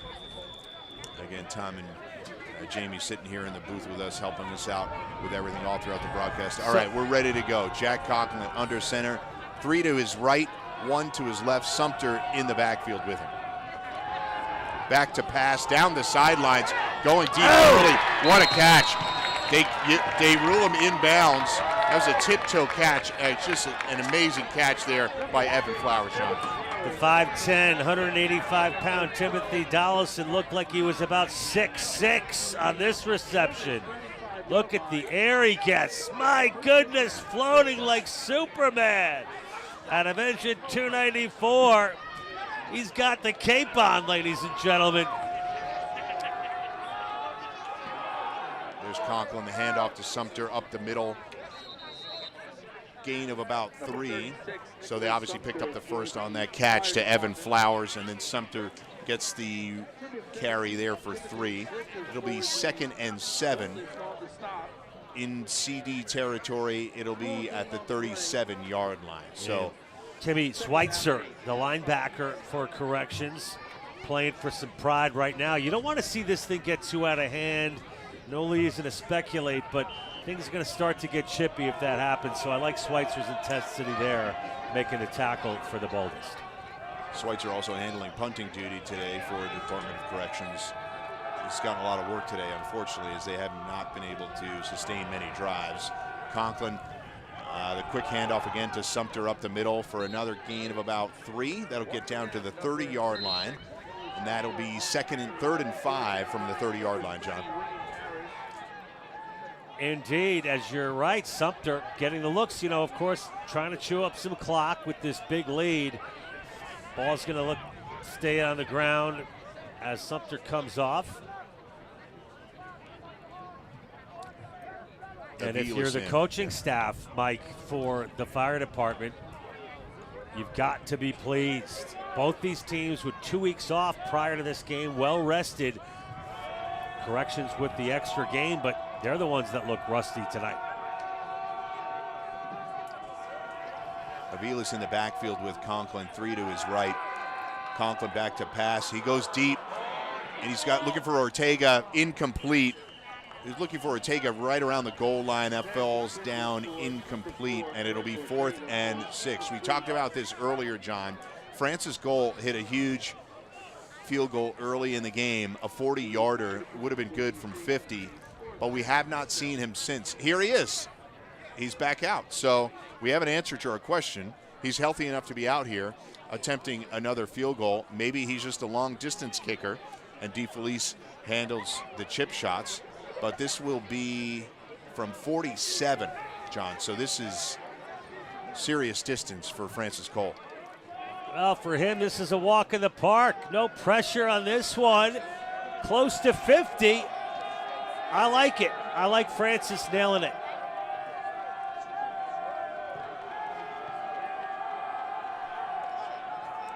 Here's the snap. Heedle's on the That's blocked. And Correction's going to pick it up. I think that's Cam Palmer. He's going to run it. No, that's number 2. He's got space. Number 2 is Jerome Stewart. Up the sidelines. Still going. Good play there by the Department of Corrections. That's number 21. Earl Lucas picks up the deflected field goal and takes it all the way down to the 38-yard line. It'll be 1st and 10. Incredible field position for the Department of Corrections. And a little life breathed into Corrections. Just what the doctor ordered. And the man behind it, you guessed it, number 1. Who had Johnny block on there? the spot. So, yeah, number 21, Earl Lucas on the return. I think we might have had John Pierre Lewis on the deflection. So that wasn't tough Cam? to say. No, that 21, was Lucas. not yeah. one. Okay, our bad. We make mistakes here and there. And there's Adels going deep, and it falls incomplete. And you got to like the coverage there, Mike. 22 for FDNY, and number 2, that was Malara and Moody. Moody, one of the captains on this team. Out of engine 158, 6'1", 185. And to your point, Malara also on the coverage, ladder 112, Christian Malara. So the biggest surprise, I guess, for us is that we expected to see a lot of Cam Palmer today, but it's been Lamont Adels really has been the one behind center most of the day. Good job there. Great pressure there. Number 95, the captain for the FDNY Bravest. Cardenas that is in on that as well. Let's take a look at it again. Denzel Wilson. So again, rushed. He's got to come out of the pocket. And just what a beautiful fundamental tackle there. Right at the waist. Mike, I'm still confused by that blocked field goal. What happened? Who brought it back? Again, the pressure. 45 and 50 in on the tackle. That's Michael Triolo. Yeah, that was Sky Parami, I believe. Yes, number 50 and 45. That is Godfrey Taylor for the Bravest. I don't know why I got a different thing here. 4th down and 15 from the 42-yard line. Taylor, that's right. All right, so I'm gonna close that thing up. We got about 5 rosters here, folks. But good pressure once again, Mike. No doubt. Giving absolutely no time to throw the football. Big 4th down here after the big blocked field goal. Adels falls incomplete. He's got no time to throw there, John, and that ball. So they get the big play on the blocked field goal and the return by Lucas. They bring it all the way deep into FDNY territory, and they move backwards and falls incomplete. Can't get anything going on offense. So it was Earl Lucas on that blocked field goal. It looked like I thought FD had picked it up.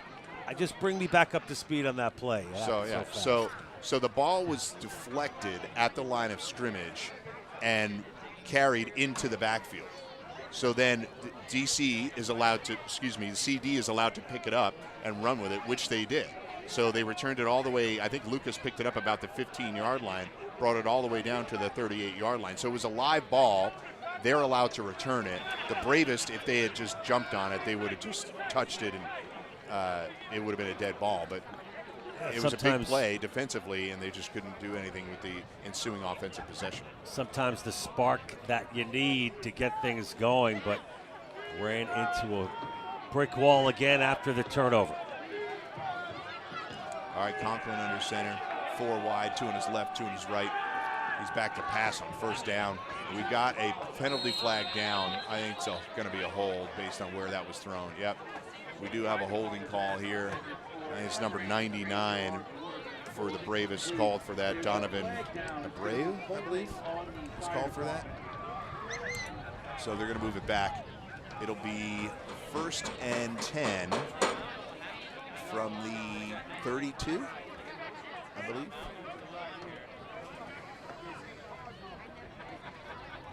So both offenses moving backwards early in this first half. Second half, excuse me.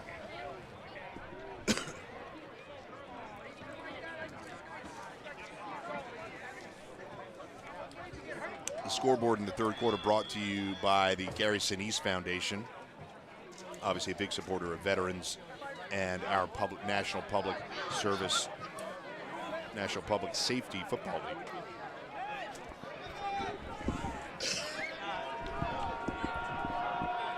All right, here's Conklin. 1st and 20 from his own 32. Back to pass, and he dumps it off to Aviles for no gain. I think maybe a loss of 2. A good job by both number 58 and number 6 defensively. It's Alonzo Butler and Steven Adams. Yeah, coming in right at the end there. Butler made a couple of plays in this game today. Obviously one of their featured defensive linemen. Nice play there. 9 minutes and 20 seconds to go in the third quarter. This National Public Safety Football League matchup here at East Rockaway High School. I'm Mike Blewett, along with John Heffernan on the call. A 19-0 game right now. FDNY has dominated from the start, mainly due to their defense creating turnovers and creating great field position. We'll see if their offense can do what they did in the first half. Conklin out to pass. Just falls incomplete. Intended for Evan Flowers, falls incomplete, John. Flowers able to get his hands on the football going out of bounds. That was a tough catch, though. Some would argue, you get your hands on the ball, you should bring it in. Let's take a look at this one again. Flowers, an incredible athlete. He does so much. Returns kicks, returns punts, sets up at wide receiver.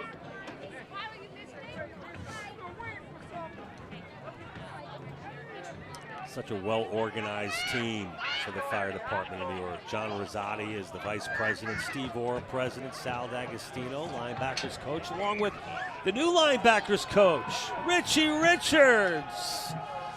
No longer roaming the linebacker position, at least not this season.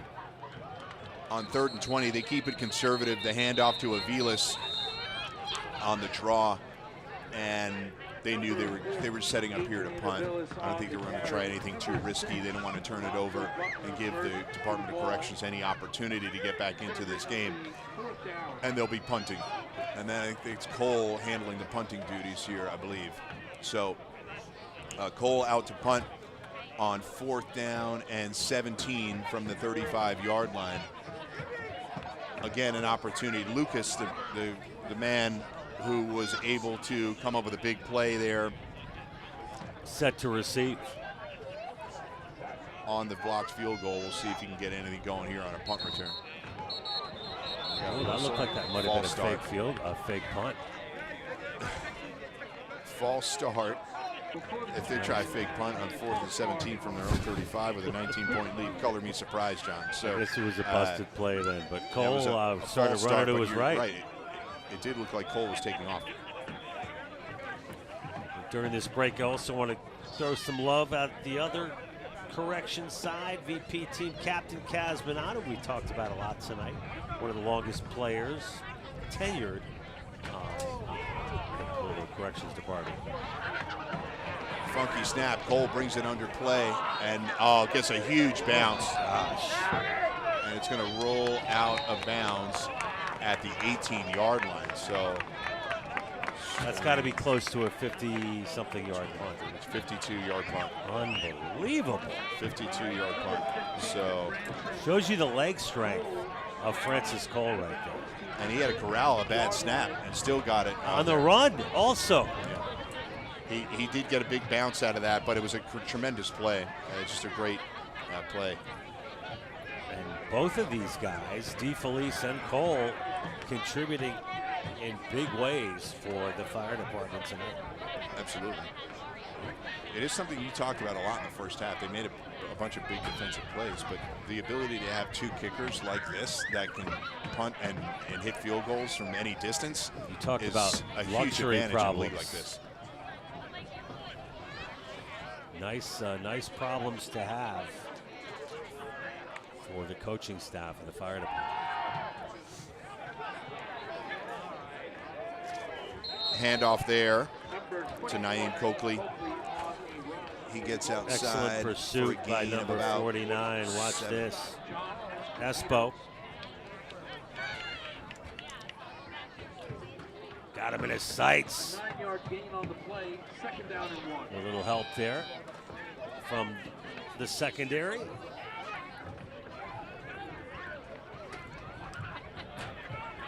Just under halfway through the third quarter.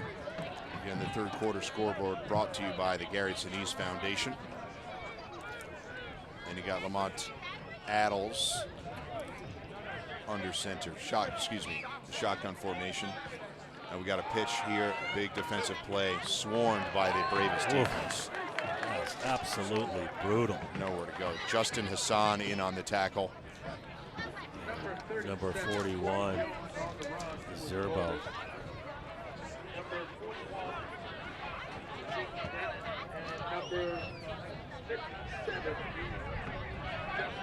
That's Danoon. Zane Danoon from EMS Battalion 23 in on the tackle, as well as Justin Hassan from Ladder 3. FDNY Bravest continue to dominate defensively. Just over 6.5 minutes to go. You know, another thing to make note of, Mike, fire department may not be the biggest team height and weight wise because of restrictions on the job, but they make up for it in speed, tenacity, teamwork, operating together. I mean, this defense has been gang tackling all night long. 3, 4, 5 guys. It shows the intensity of this fire department defense. We have talked about the struggle of and I probably focused a little bit too much on the struggles of this Department of Corrections, the NYCD Boldest offense, but much of it has been caused by big hits creating fumbles. They had another deflection that created an interception. They are terrorizing Adels in the pocket, and he has no time to throw. They're doing anything they can to try to start something, but like you said, swarming to the ball is this Bravest roster.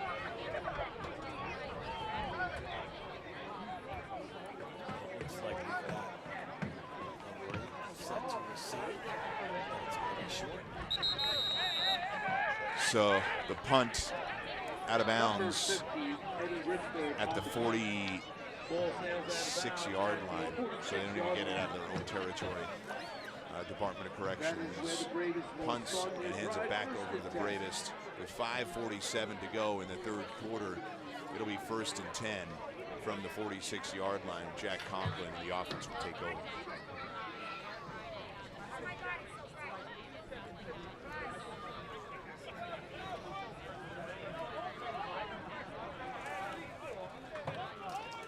East Rockaway High School here in East Rockaway, Long Island. Bravest versus Boldest.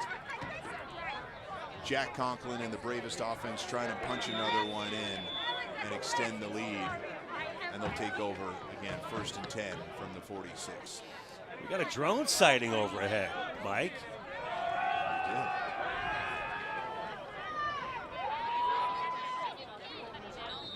Little screen pass there.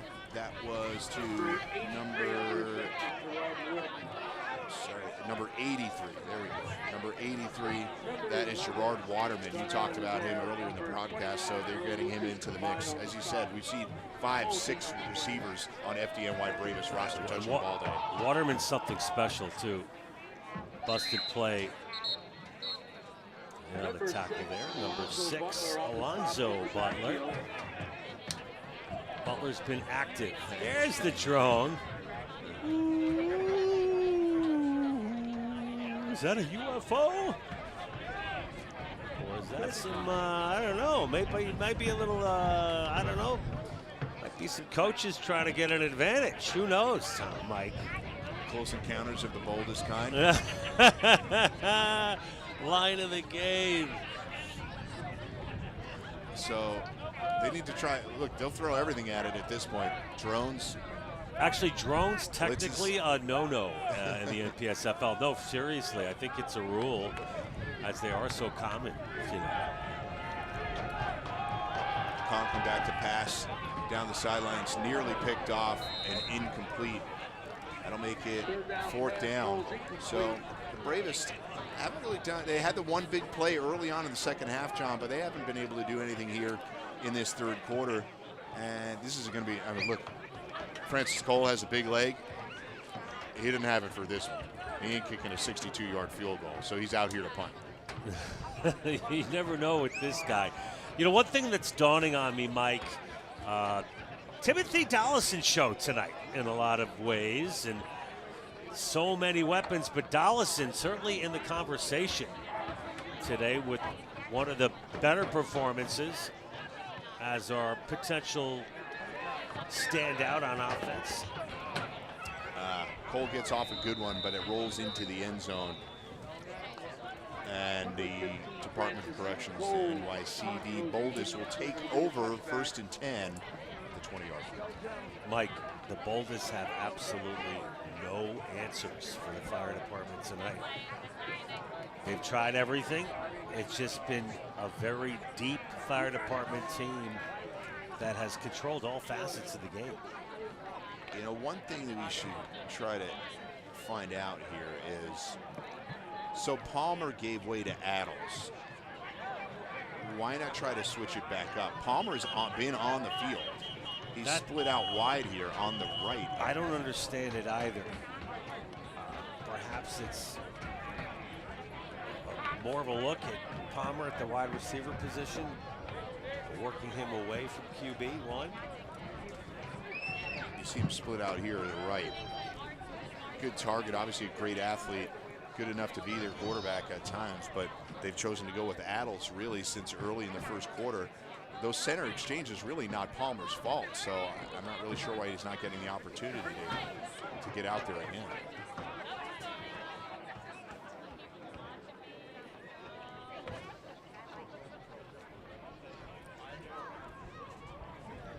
About 4 minutes remaining in the third quarter. If you're just joining us, fire department with a 19-0 lead, 19 unanswered points in the first half.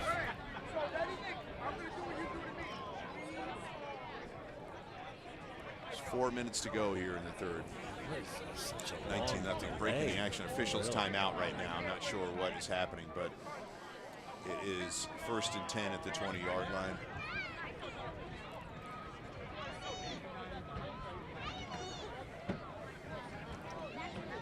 Really nice night out here, as you said a number of times, Sean. A great setting.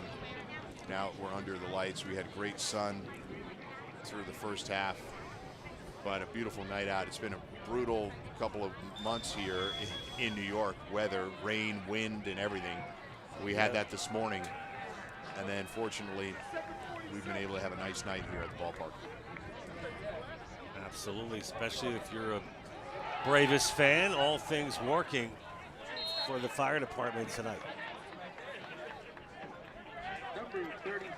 Hand off to number 37. That's Courtney Jones. We expected to see a lot more of Courtney Jones in this matchup, but again, no sustained drives here for the Boldest, so it's been tough to feature any of these players. Adels on just under two-back set, and we're gonna have a hold here. Adels scrambling around, just throws it away under pressure. Number 42 on the pressure. That is Ricardo Cardenas. Can we take a look at that again? I mean, here is a textbook example of a center and a nose guard going head to head. We needed it right at the snap. But the center, Chris Hirsch, got absolutely pancaked by Denzel Wilson, which immediately just breaks the whole play up. I mean, Wilson ran over him like he was one of the Pop Warner kids at halftime. And no disrespect to number 55, Chris Hirsch, but those parts of the game that really sum up how effective this D-line is for the fire department, and it starts with the big man, number 95. I mean, that matchup wasn't even close on that play. Yeah. So Cardenas on the pressure, also a flag down. 2nd and 6. Both flags were on the We are at the 15-yard line now. Again, another delay. What is happening here? Third down, and we're at the 12-yard line. First down marker all the way out at the 30. So I think we're going to be 3rd and 18. Yeah,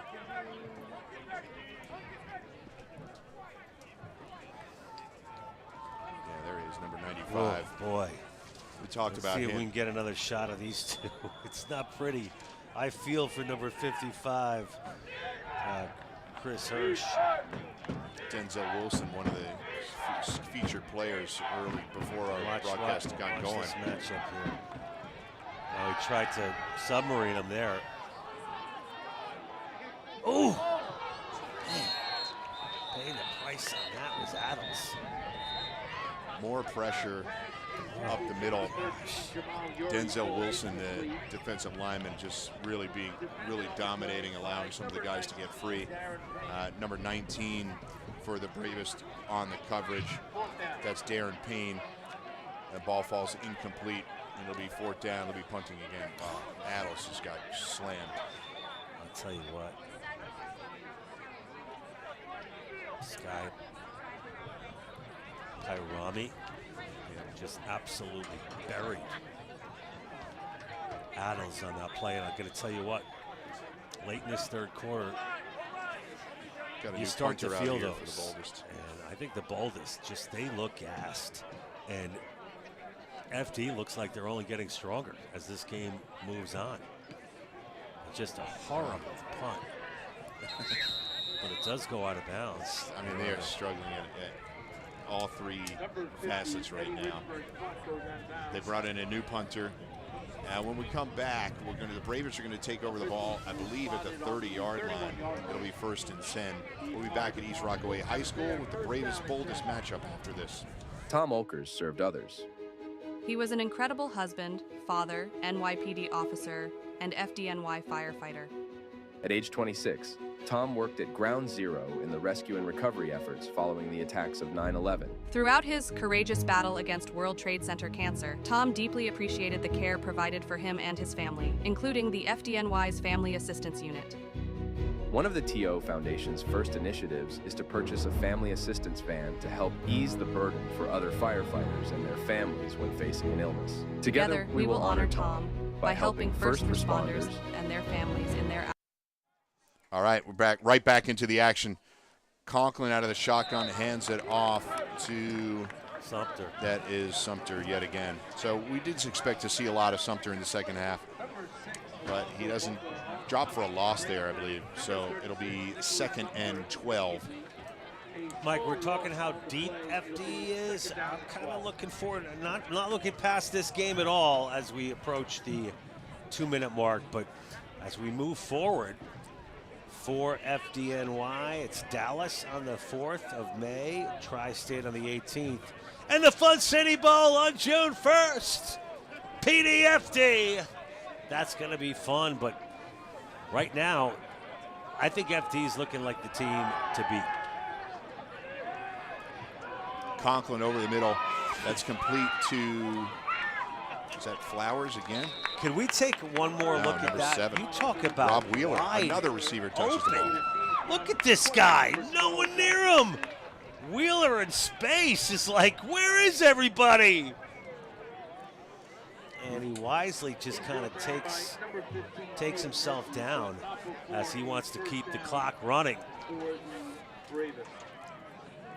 I don't know what you call that. I think we've got receptions from 7 or 8 different Bravest receivers, pass catchers It's multiple today. Receivers, and now, of course, you're playing with the luxury of this 19-point lead as we approach the 1-minute mark.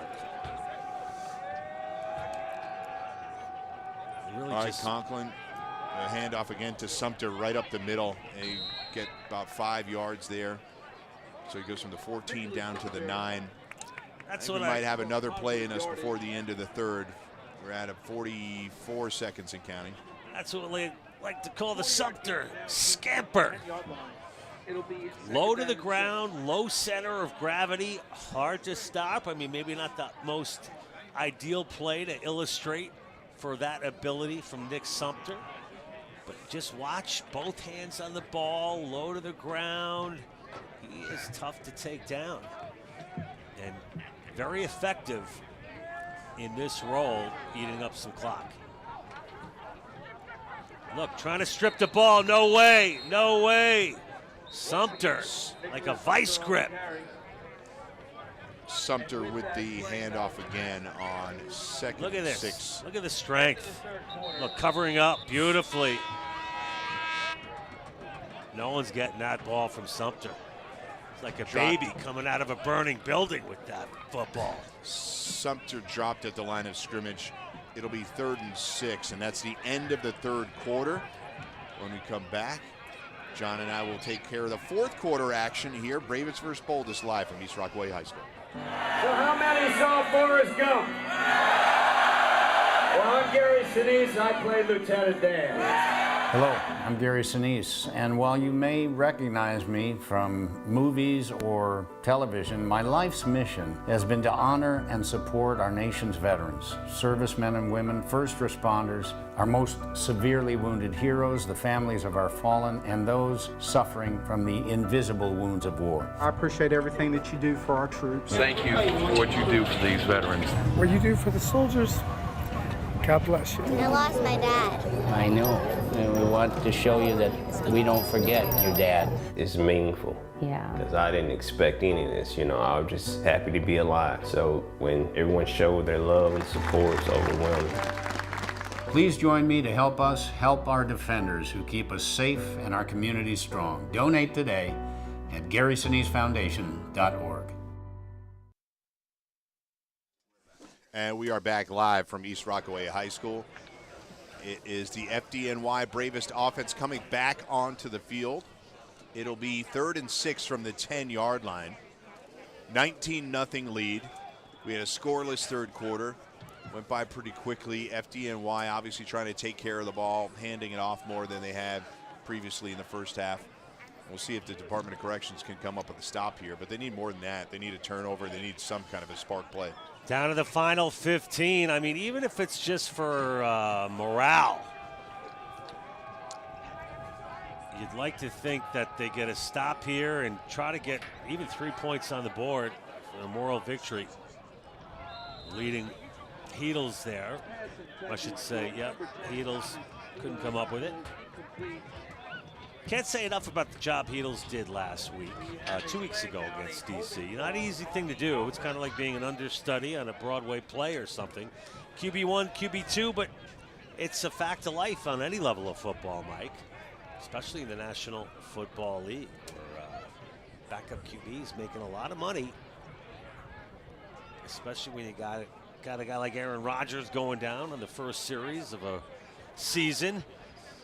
Turned into a mess for we're jet-friendly territory, aren't we, out here in Rockaway? Yeah, sort of. But I would say your point about backup quarterbacks, it's very relevant for both New York teams. We had Zach Wilson try to fill in for Aaron Rodgers, didn't go particularly well. You had Tommy DeVito and Tyrod Taylor trying to fill in for Daniel Jones. Mixed results there. With the NFL draft coming up next week, I think you're right. There'll be a bunch of teams looking for starting quarterbacks, perhaps extra assistance at the quarterback position. Teams like the 49ers, the Houston Texans, great starting quarterbacks, but really nobody behind them. And maybe those New York Giants are looking for a new starter to replace Daniel Jones for the long term. So as we focus back on the action here, they had a holding penalty there. I'm not really sure why the Department of Corrections enforced that. It would have been 4th down. But it'll be an opportunity here for Conklin to pick up the first down on 3rd and 16.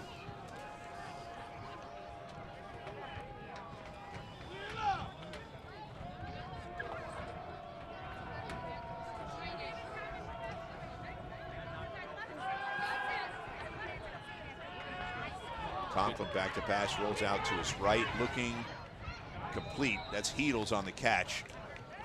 Heedles keeping both feet in. Wow. Like a ballerina tiptoeing those sidelines. Number 10. So pass complete, but no first down. So it'll be 4th and 6 or so. No, 4th and 10 from the 15-yard line. So they're out to. They are out to. We have a clock issue right here. All right. It's DeFelice here to kick, so they're going back and forth between Francis and DeFelice. Francis Cole, excuse me, and Brian DeFelice.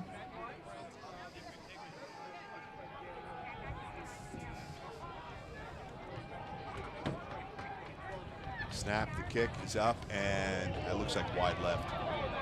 High snap there. Heedles did his best to try to get that down. Lucas picks the ball up. He's going to try to make something happen. And tackled down at the 15-yard line. So right back to where the play started. Good coverage there by number 50 for the Bravest, making sure nothing got too crazy. Jonathan.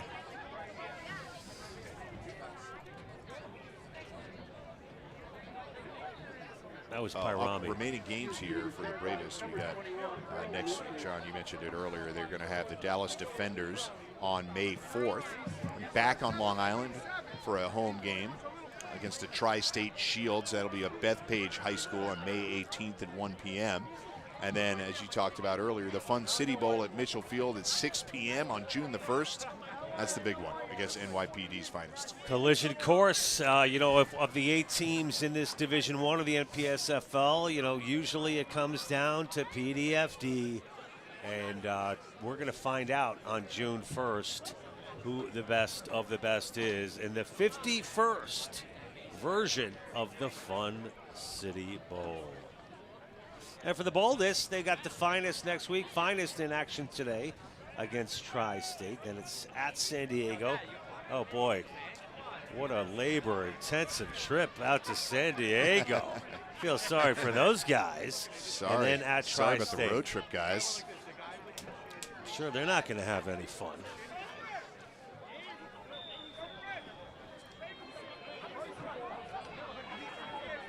Okay, here's Department of Corrections, 1st and 10 at the 20-yard line. And is that Palmer back under center? It is. A little too little too late. And he's got a keeper here. Good for a few yards. Number 1, Cameron Palmer. So Cam Palmer back under center, something we mentioned in the last series, wondering why we didn't see more of him with the offense stalling in the way that it was. So Cam Palmer picks up a bunch there, good for 8 yards. So honestly, one of the best offensive plays they've had this half. We're under 13 and a half minutes here at East Rockaway High School. 19-0 still for FDNY's Bravest. Another bad center exchange and a great pass by Palmer down the middle to number 13, Jamal Uri. That's good for a first down across the 40-yard line. This is what we need to see out of the Department of Corrections. And no surprise, another bad snap. Poor guy. But Palmer, quick release, didn't waste any time. And a nice job by absorbing the brunt of that hit by the Boldest receiver.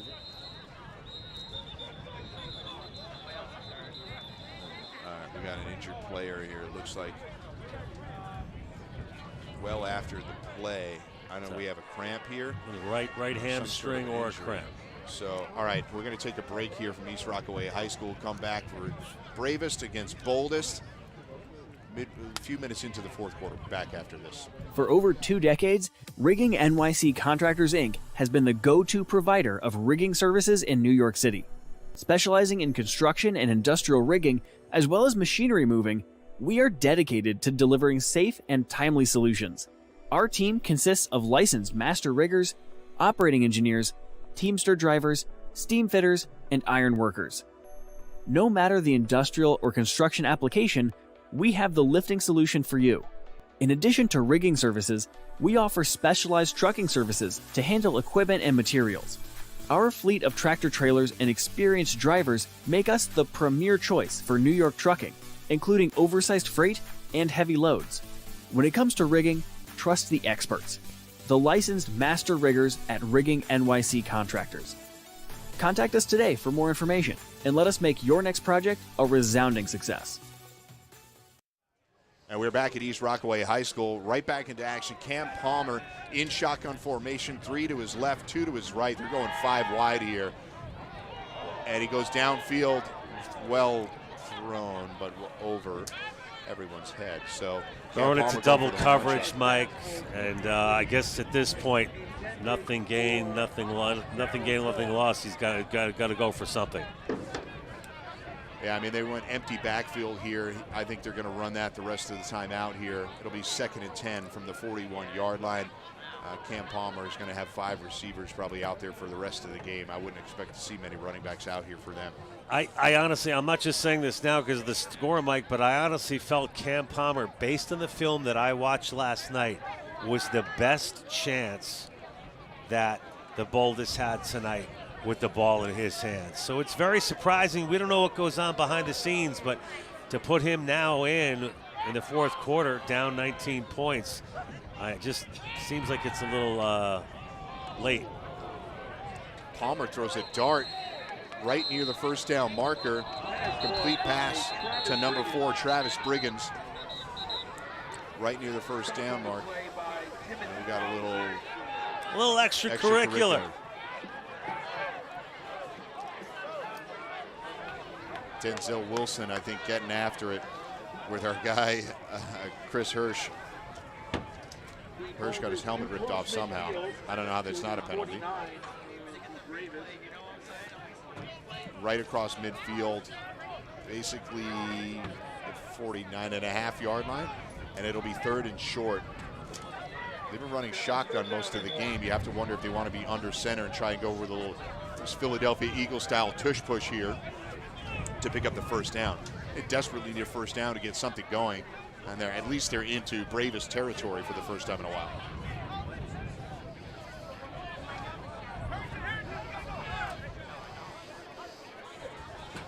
$11 minutes and counting in the contest.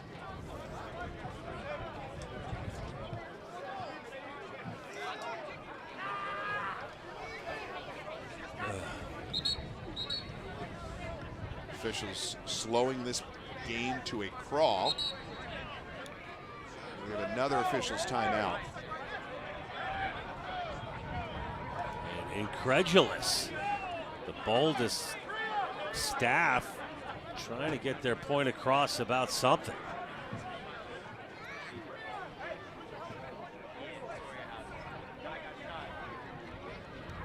Boldest trail 19-0.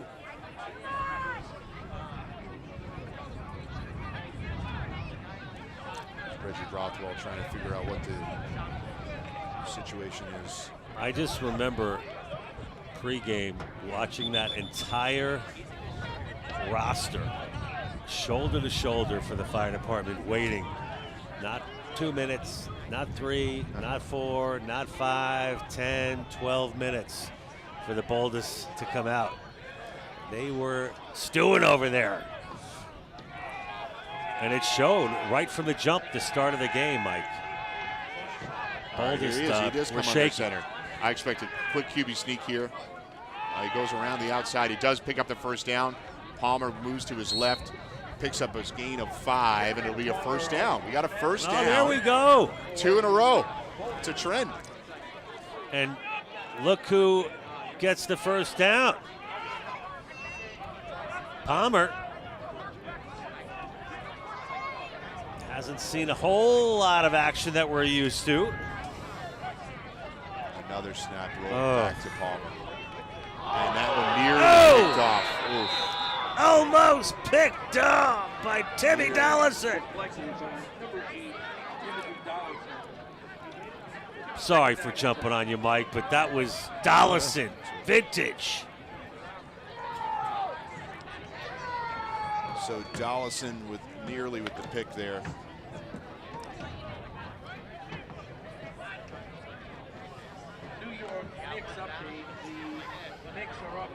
It'll be 2nd and 10 from the 45-yard line.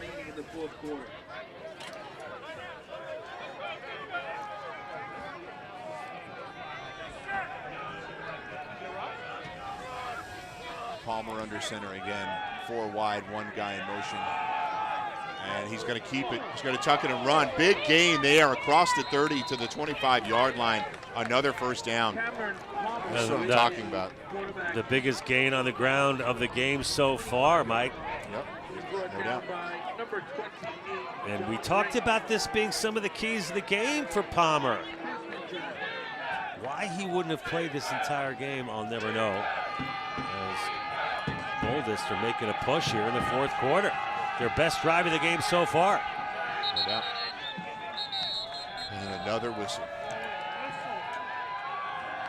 It's going to be a false start. We have a whistle on the flag, a false start on the offense. False start, so 1 step forward, 2 steps back, but a big run there from Palmer. I know it's not the most creative brand of offense, but him on the keepers has been the most explosive plays they've had all day. He's by far the most impactful player they've had on offense. Sure, and look, as evidenced by the drive that the Boldest are putting together right now here with 9:40 to go in quarter number 4, all at the hands of number 1, Cameron Palmer.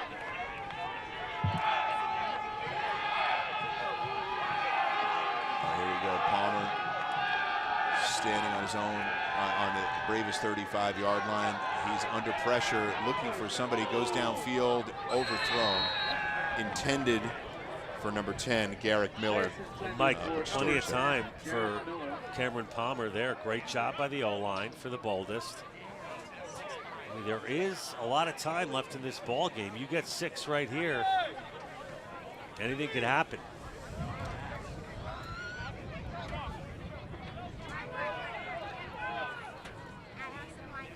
Yeah, obviously got to be pay dirt here. They won't be kicking any field goals to claw their way back into it. Down to the 30. 2nd and 15 here after the false start penalty. You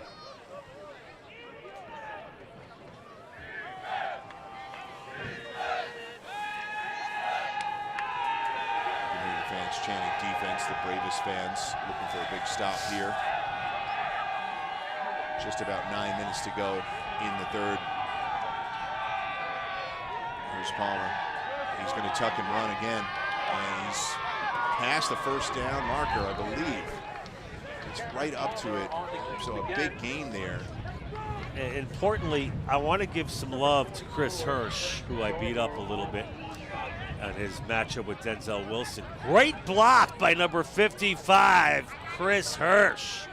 Wow, opening up that hole. So they did not pick up the first down. My fault on that. 3rd and 2. Watch this like block said, here by, oh, there he is, the big man. Palmer backs off, calling an audible. Back under center, and he's going to tuck and run again. They swarm him. He may have gotten that first down, though. Gonna be close. I think they're going to have to measure here. We'll replay here. Palmer on the keeper to his left. He needed 2. I think it's about exactly what he got. Swarming on the tackle, number 57. That's Justin Hassan, yet another tackle. Look at this O-line. Look at this O-line. Look at those guys. That's an offensive line right there. They're letting it all hang out in orange. It's exhausting for the big fellas. I got to tell you, in the 4th quarter, they're hanging in there. Chris Hirsch in on that block as well. We got a timeout here. 1st and 10 when we come back for the Boldest, and we'll be back at East Rockaway High School right after this. We're here today right outside Colorado Springs to welcome home DT and his family here in the beautiful smart home that the Tunnel to Towers Foundation has just completed. I got hurt December 2005 in Afghanistan, and that day we're out on a mission, and I got hit by an IED while I was in my truck. Today we're in my home that Tunnel to Towers built for me. A smart home is someone that's disabled like myself, kind of makes their lives a little easier. The thought that I don't have to worry about paying a mortgage. We're asking all Americans to donate $11 a month. This is where your money's going, and this is what we're doing with it. Some of us came back, some of us didn't.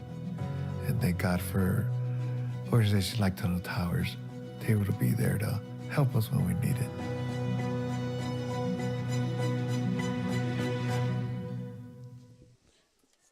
And we are back. Fourth quarter action from East Rockaway High School. Bravest versus Boldest.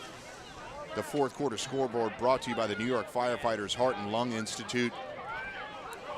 And we got a big measurement here. And I think I haven't got any indication as to what is going on here. But we do have a fourth down. So it's fourth down in inches.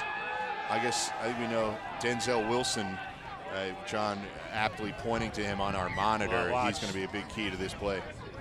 He's gonna clog it up.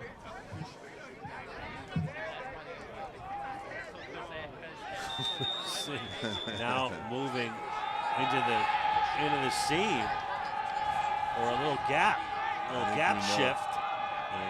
Snaker. Pushing, the whole team push him across the line of scrimmage, and they got it, first down. All right. Little life for the Boldest. Winning the push contest here. Nice job by the O-line. I'm starting to like these guys. All it takes is a little push. We got a first down on the field by the correction department. I think I can. Boomer. Steve Number Boomer. 72. 77, Steve Boomer. Steve Boomer with the extra push to push the entire line across the first down marker, and it'll be 1st and 10 from the 12. Just over 6.5 minutes left. What a drive, Mike. What a drive by the Boldest. Palmer back to pass. He's in big trouble. He throws it into the end zone. Touchdown! Touchdown, Boldest. Under pressure, a little schoolyard play. Palmer moving around and finds number 11, Don Lazar, in the end zone for the touchdown. So they're on the scoreboard. No shutout today for the Bravest. And we got a ball game, folks. I thought he was going to keep it running to his left. And Cam, from his back foot, showing some strength. As number 11, Donnell Lazar, gets open in the back of the end zone. And a good communication between the quarterback and number 11. So big play there by Palmer. Nice catch by Lazar.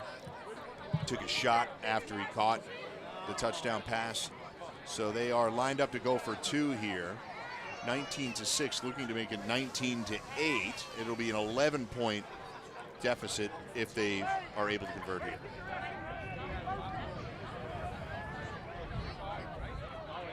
Palmer back to pass, and incomplete. So over the head of number 9, Kazmanat. And a rare miscue back on that touchdown by the secondary for the fire department to have that guy wide open. But that, again, reinforces the importance with the mobility of number 1, Cameron Palmer. No doubt. Makes things happen. Yeah, look, we've talked about it a bunch in this second half, and particularly on that drive. He engineered a touchdown drive. We're not really sure why Cam Palmer wasn't getting the snaps through the second and third quarters here. But he made a couple of plays here. Keepers, first downs. Got picked up a big fourth down on the push. And then his ability to scramble and create a play created their only touchdown drive of the day. So shout out to Cam Palmer. I'd expect he'll be under center for their future games. They got a few games left on their slate. We got obviously. 6:30 left too, Mike. Come on, this thing's not We over. do. The only thing that bothers me about the touchdown drive a little bit, I don't want to step on your role as analyst, there wasn't really a lot of urgency. 19-point deficit. They had a methodical touchdown drive, so kudos to the Boldest for getting in the end zone. But now there's 6.5 minutes left. They need to get a stop, and they still need 2 scores. Absolutely. Well, we talked about the we talked about the adjustments that the head coach was going to make at halftime for the Boldest. And obviously one of them was to get more of number 1 into the ball game. But we're now hearing that Palmer is out, but now coming back in.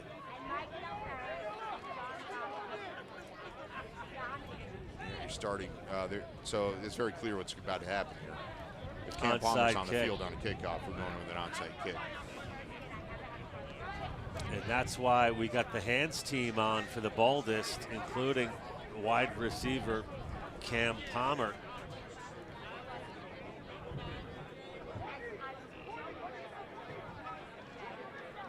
I'm guessing he's going to go to his left.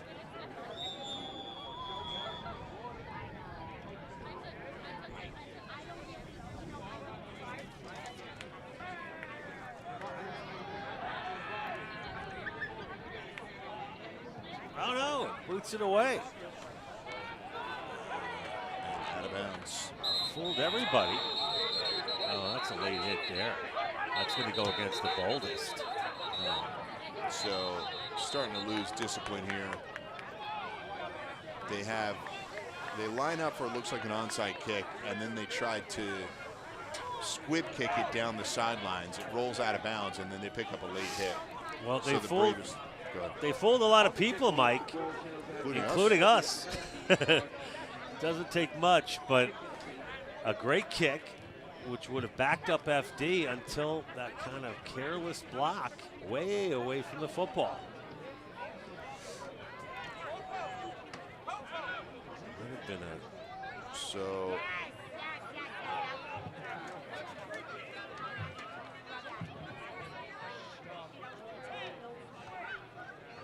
So it looks like 2 separate penalties called on that play. So we're going to have the Bravest taking the ball at the 35. The officials are looking to spot the ball.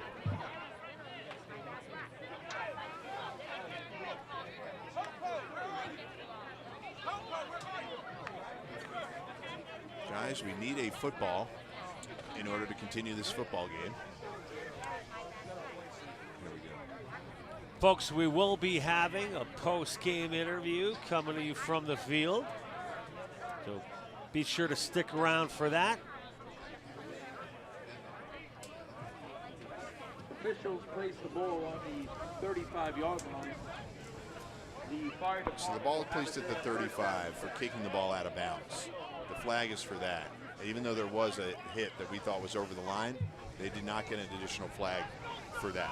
So the ball starts at the 35. Bravest will take it over. 1st and 10, 6 minutes and 17 seconds left and counting.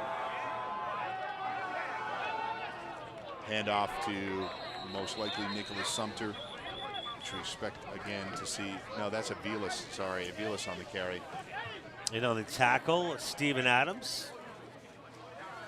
And, you know, Mike, keep in mind 2 of the best backs for the fire department not in the game today. Ricky Dalcortivo, one of the coolest names in the NPSFL, in my opinion. And, of course, Trey Wilson limited as well. So those guys getting healthy only makes this fire department team that much more scary. Yeah. It was scary.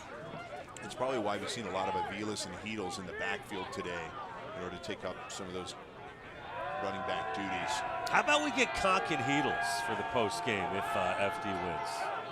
Does that make sense, Mike? It does make sense. This Conk will complete across the 40-yard line. It'll be 3rd and 5. That's complete to Waterman, Gerard Waterman. Look at Earl Lucas. Gerard Waterman on the reception. Taking the feet out. Dangerous hit there. Chopped the legs right out from underneath him. Ooh, on the knee too. My goodness. Boy, this is a rough game, man. Lucas making some splash plays today. What's his? Lucas has made some splash plays today. He's been really one of the better players on the Boldest defense today. You know, I want to remind everybody that Boldest pay to play. And these guys have to front their own money and try to raise money. cover expenses. It is a brutal game. Another injury. This time it's number 43 for the Boldest, grabbing his wrist. Savion Adams. Pitch to Adrian Aviles. He goes across the first down marker. It'll be 1st and 10 for the Bravest. But we do have a flag down. It looks like we might have a hold. Adams still favoring that right forearm and wrist. Oh boy, that was a rough game. Aviles, I don't know, you think he should be in the ball game at this stage, Mike? It's tough. You were talking about them having injuries. I don't know if they can afford to have too many guys out. Adrian Aviles out of engine 42.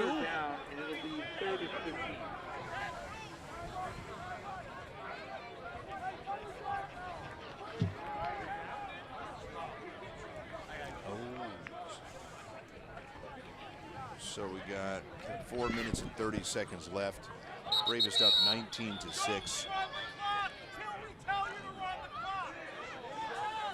4 minutes and 16 seconds left.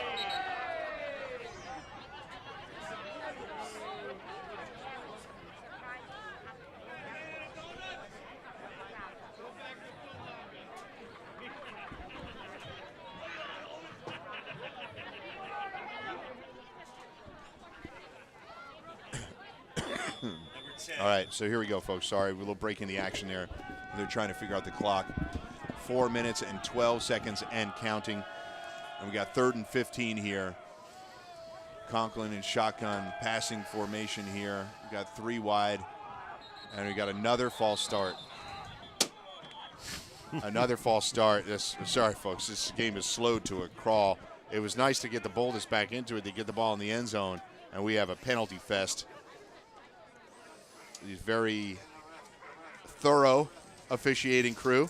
We appreciate the hard work from them today. While we have a second, Yes. I wanted to give a shout out to the team president of the New York City Corrections Department, Travis Briggins, their vice president, Dexter McCrae, all the hard work Kaz Minot does as a player and VP. And some of the Philly guys coming up from Philly to play for Corrections, George Lutz, Rodney Hall, and Robert Gay. Philly cops now on Corrections. All thanks to Kaz Minot. 3rd and 20. They go with a draw play here to Aviles. He picks up about 6 on the play.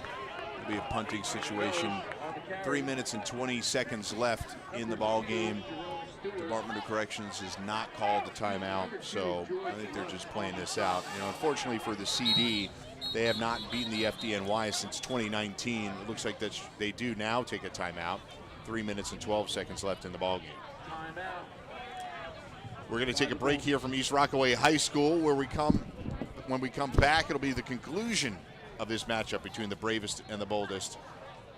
For over 2 decades, Rigging NYC Contractors, Inc. has been the go-to provider of rigging services in New York City. Specializing in construction and industrial rigging, as well as machinery moving, we are dedicated to delivering safe and timely solutions. Our team consists of licensed master riggers, operating engineers, teamster drivers, steam fitters, and iron workers. No matter the industrial or construction application, we have the lifting solution for you.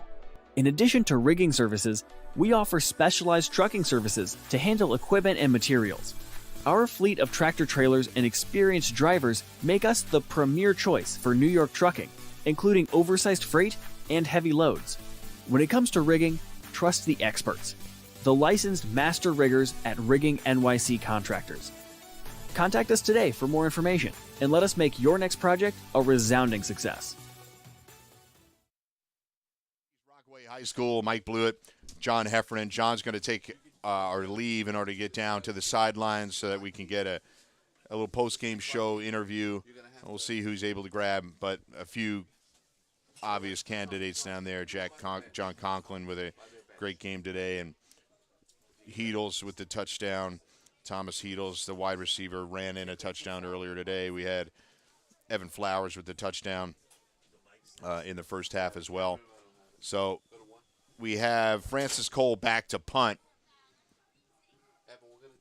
4th and 13. He gets it off here, a booming punt, and he gets the bounce. Takes a CD bounce, and it's down at the 35-yard line.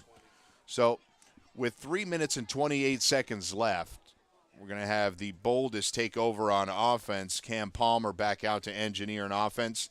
Look, it's 19-6. The Bravest have dominated most of this contest, but they have not scored in the second half. They haven't done much offensively in the second half. That's why I said earlier, I think the Boldest not really having any kind of urgency whatsoever. Sorry, I wasn't looking at the camera, folks. I'm just very focused on the field right now. But the Boldest not having any urgency on that last touchdown drive was an issue. Now they need 2 scores. There's only 3.5 minutes left. If they score now and manage the clock properly, we got a 1-score game. I'm just saying all is not lost, and we'll see what Cam Palmer can do here with 3.5 minutes left in this football game. 1st and 10 from his own 35. Back to the action here. You see Cam Palmer shotgun. Back to pass. Cam Palmer looks downfield to number 9. Casmanot complete across the 45 all the way down to the 41-yard line. Big play there from the Boldest. Now we are hustling. 3 minutes and 14 seconds to go, and Cam Palmer, yet another explosive play. Where was this in the second quarter and the third quarter? Cam Palmer with a big play to Casmanot. Here he is back to pass. Deep downfield. He's got somebody. Broken up at the last second. Big play there by number 19 for the Bravest. That's Darren Payne on the coverage. That was intended for number 7, Darren Wesley. That would have made this very interesting, this last couple of minutes. But with 2:49 to go, it'll be 1st and 10 at the 41. Yeah, there you can see Darren Payne had his back turned to the QB, but Wesley couldn't bring it in. Pretty good toss by Palmer, but just not able to reel it in. All right, 2nd and 10 from the 41. Obviously key that they keep moving this ball down the field.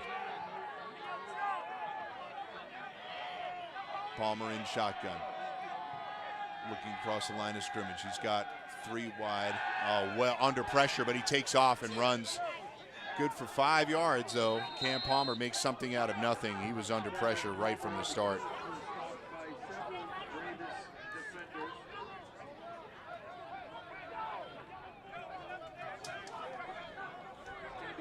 Two and a half minutes and counting. 3rd and 5. He's got 3 to his right, 1 to his left. It's Travis Briggins on his left. He's looking at Briggins, looks him off. He's under pressure. Again, Palmer, he's got somebody open. That is complete. 1st down. Boldest. Inside the 25 down to the 23-yard line. We've got 2:05 to go. We're going to hit the 2-minute warning right here. 2 minutes? No, we're going to keep going. We do not have a 2-minute warning in play. My fault, folks. And he spikes the ball there in order to stop the clock. I don't love that play. I would not want to waste it down with so little time left. 1:51 to go. It'll be 2nd and 10. And Cam Palmer back out on the field to try to make something happen. We will see a onside kick if they're able to get in the end zone here. Again, our fourth quarter scoreboard brought to you by the New York Firefighters Heart and Lung Institute. Thank you to all our sponsors today, including the Gary Sinise Foundation, the T.O. Family Foundation, and the Tunnel to Towers Foundation. So Cam Palmer back to pass. He's going to the end zone. He's got somebody off his face mask. That was Travis Briggins. He must have lost sight of it. Hit him right in the face mask. Here's the replay. Cam Palmer back to pass. He got it over the defense. Again, his just ability to create plays. It's a great toss over the defensive back. And just a high degree of difficulty there for Briggins, but I think he has body turned in the right direction. Should have turned towards the quarterback. He might have reeled that one in, but that was a touchdown pass that got dropped. No other way to say it. Ball was just dropped by Briggins. So, all right, we are 3rd and 11 here from the 23-yard line. First down helps them here. They don't have to go for the end zone just yet. Back to pass. Here's Palmer scrambling to his left. Again, he throws. He's got somebody at the goal line, and it's knocked away, incomplete. Double coverage there. That was intended for number 13, Jamal Uri.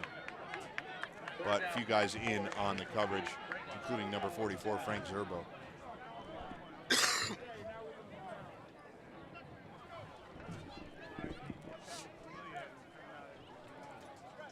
1 minute, 34 seconds left. 4th and 11. This is it. If they don't get anything here, and they call a timeout to figure out what they're going to do, if they don't get anything here, it will be kneeling it out time for the Bravest. And we'll have that all for you when we come back right after this message. For over 2 decades, Rigging NYC Contractors, Inc. has been the go-to provider of rigging services in New York City. Specializing in construction and industrial rigging, as well as machinery moving, we are dedicated to delivering safe and timely solutions. Our team consists of licensed master riggers, operating engineers, teamster drivers, steam fitters, and iron workers. No matter the industrial or construction application, we have the lifting solution for you. In addition to rigging services, we offer specialized trucking services to handle equipment and materials.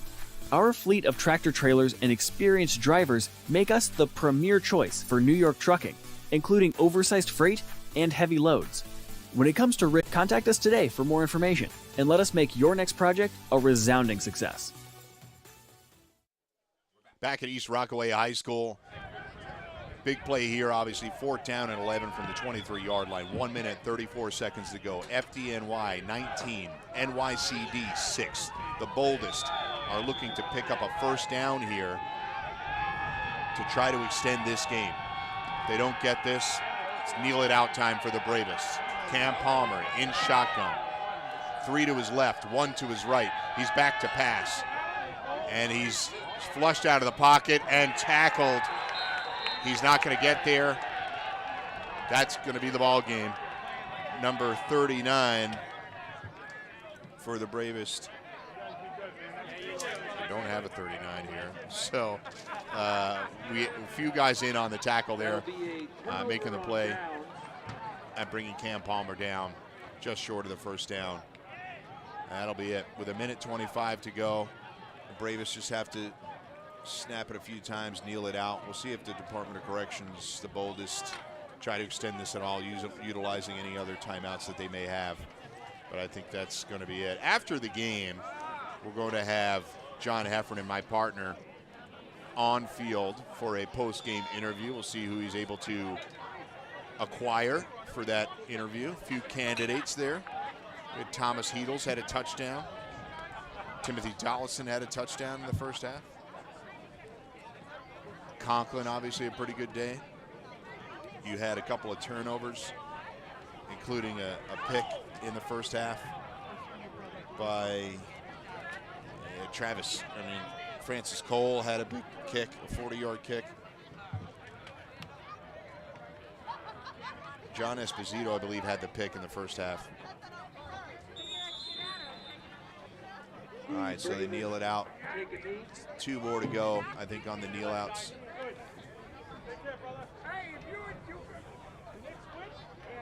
One minute to go here. Bravest just kneeling it out. Thank you for watching. It's been my honor to have the opportunity to call this game. National Public Safety Football League.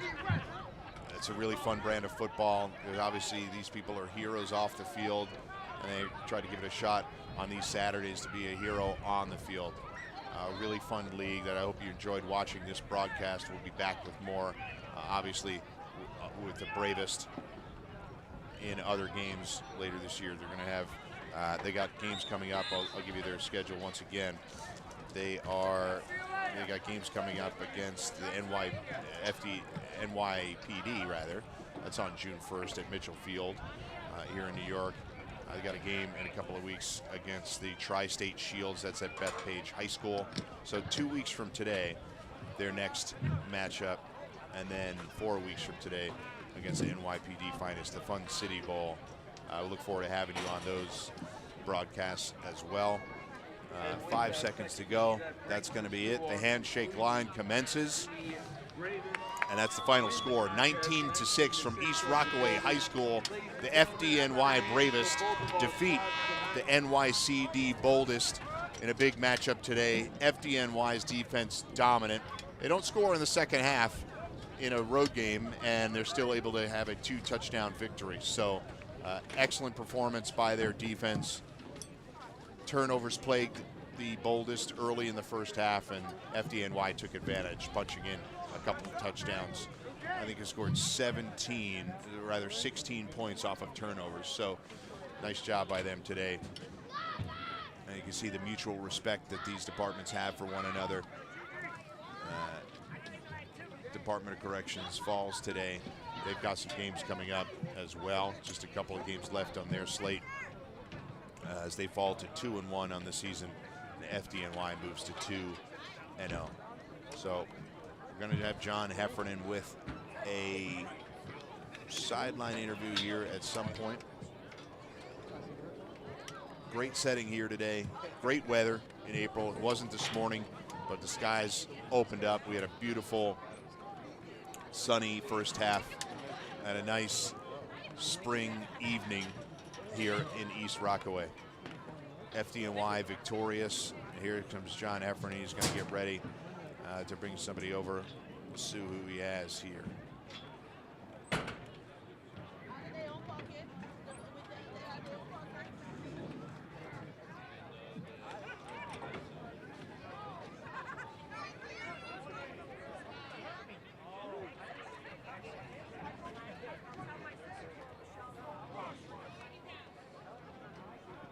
Here it is, Thomas Heedles.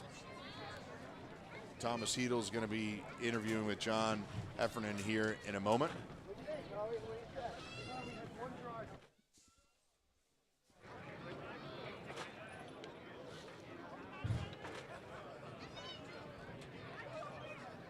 Heedles, the quarterback last week in their victory, or 2 weeks ago, and scores a first half touchdown today.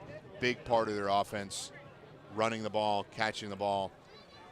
We'll throw it down to John on the sidelines with Thomas Heedles.